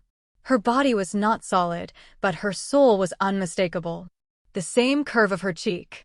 The same calm blaze in her eyes. Her hair drifted like shadow silk, and her feet didn't press the snow. Kaelen rose. His hands trembled as she neared, though he didn't move. Couldn't speak. Couldn't breathe. She reached for his face, fingertips brushing his skin like memory given form. "You kept your promise," she whispered, though her lips didn't move. He choked on a sound that was not quite a sob. "You never really left," he said. "I never could," her voice echoed through him. "You were the only place I ever wanted to stay." Tears burned down his cheeks. She looked down at their daughter. Elira smiled and whispered, "Mama." Elira bent forward and kissed her forehead, and Kaelen could swear the girl shimmered brighter in her light. Then Elira looked at him one last time. Not in farewell, but in homecoming. "I love you," he said, voice wrecked. "And I," she whispered, "have always been yours." The wind rose. Above them, from the ridges and the forests, the wolves lifted their heads. One howl rose, then another, until the whole mountain trembled with sound, not mourning, not grief, but something deeper. An oath. A coronation. The White Moon era had begun. Elira's form began to fade, but Kaelen did not reach for her. He had already learned the hardest truth of love. It did not cling. It endured. As her light folded back into the moonlight, Kaelen looked down at Elira. She was watching him. "You howl for her?" she asked softly.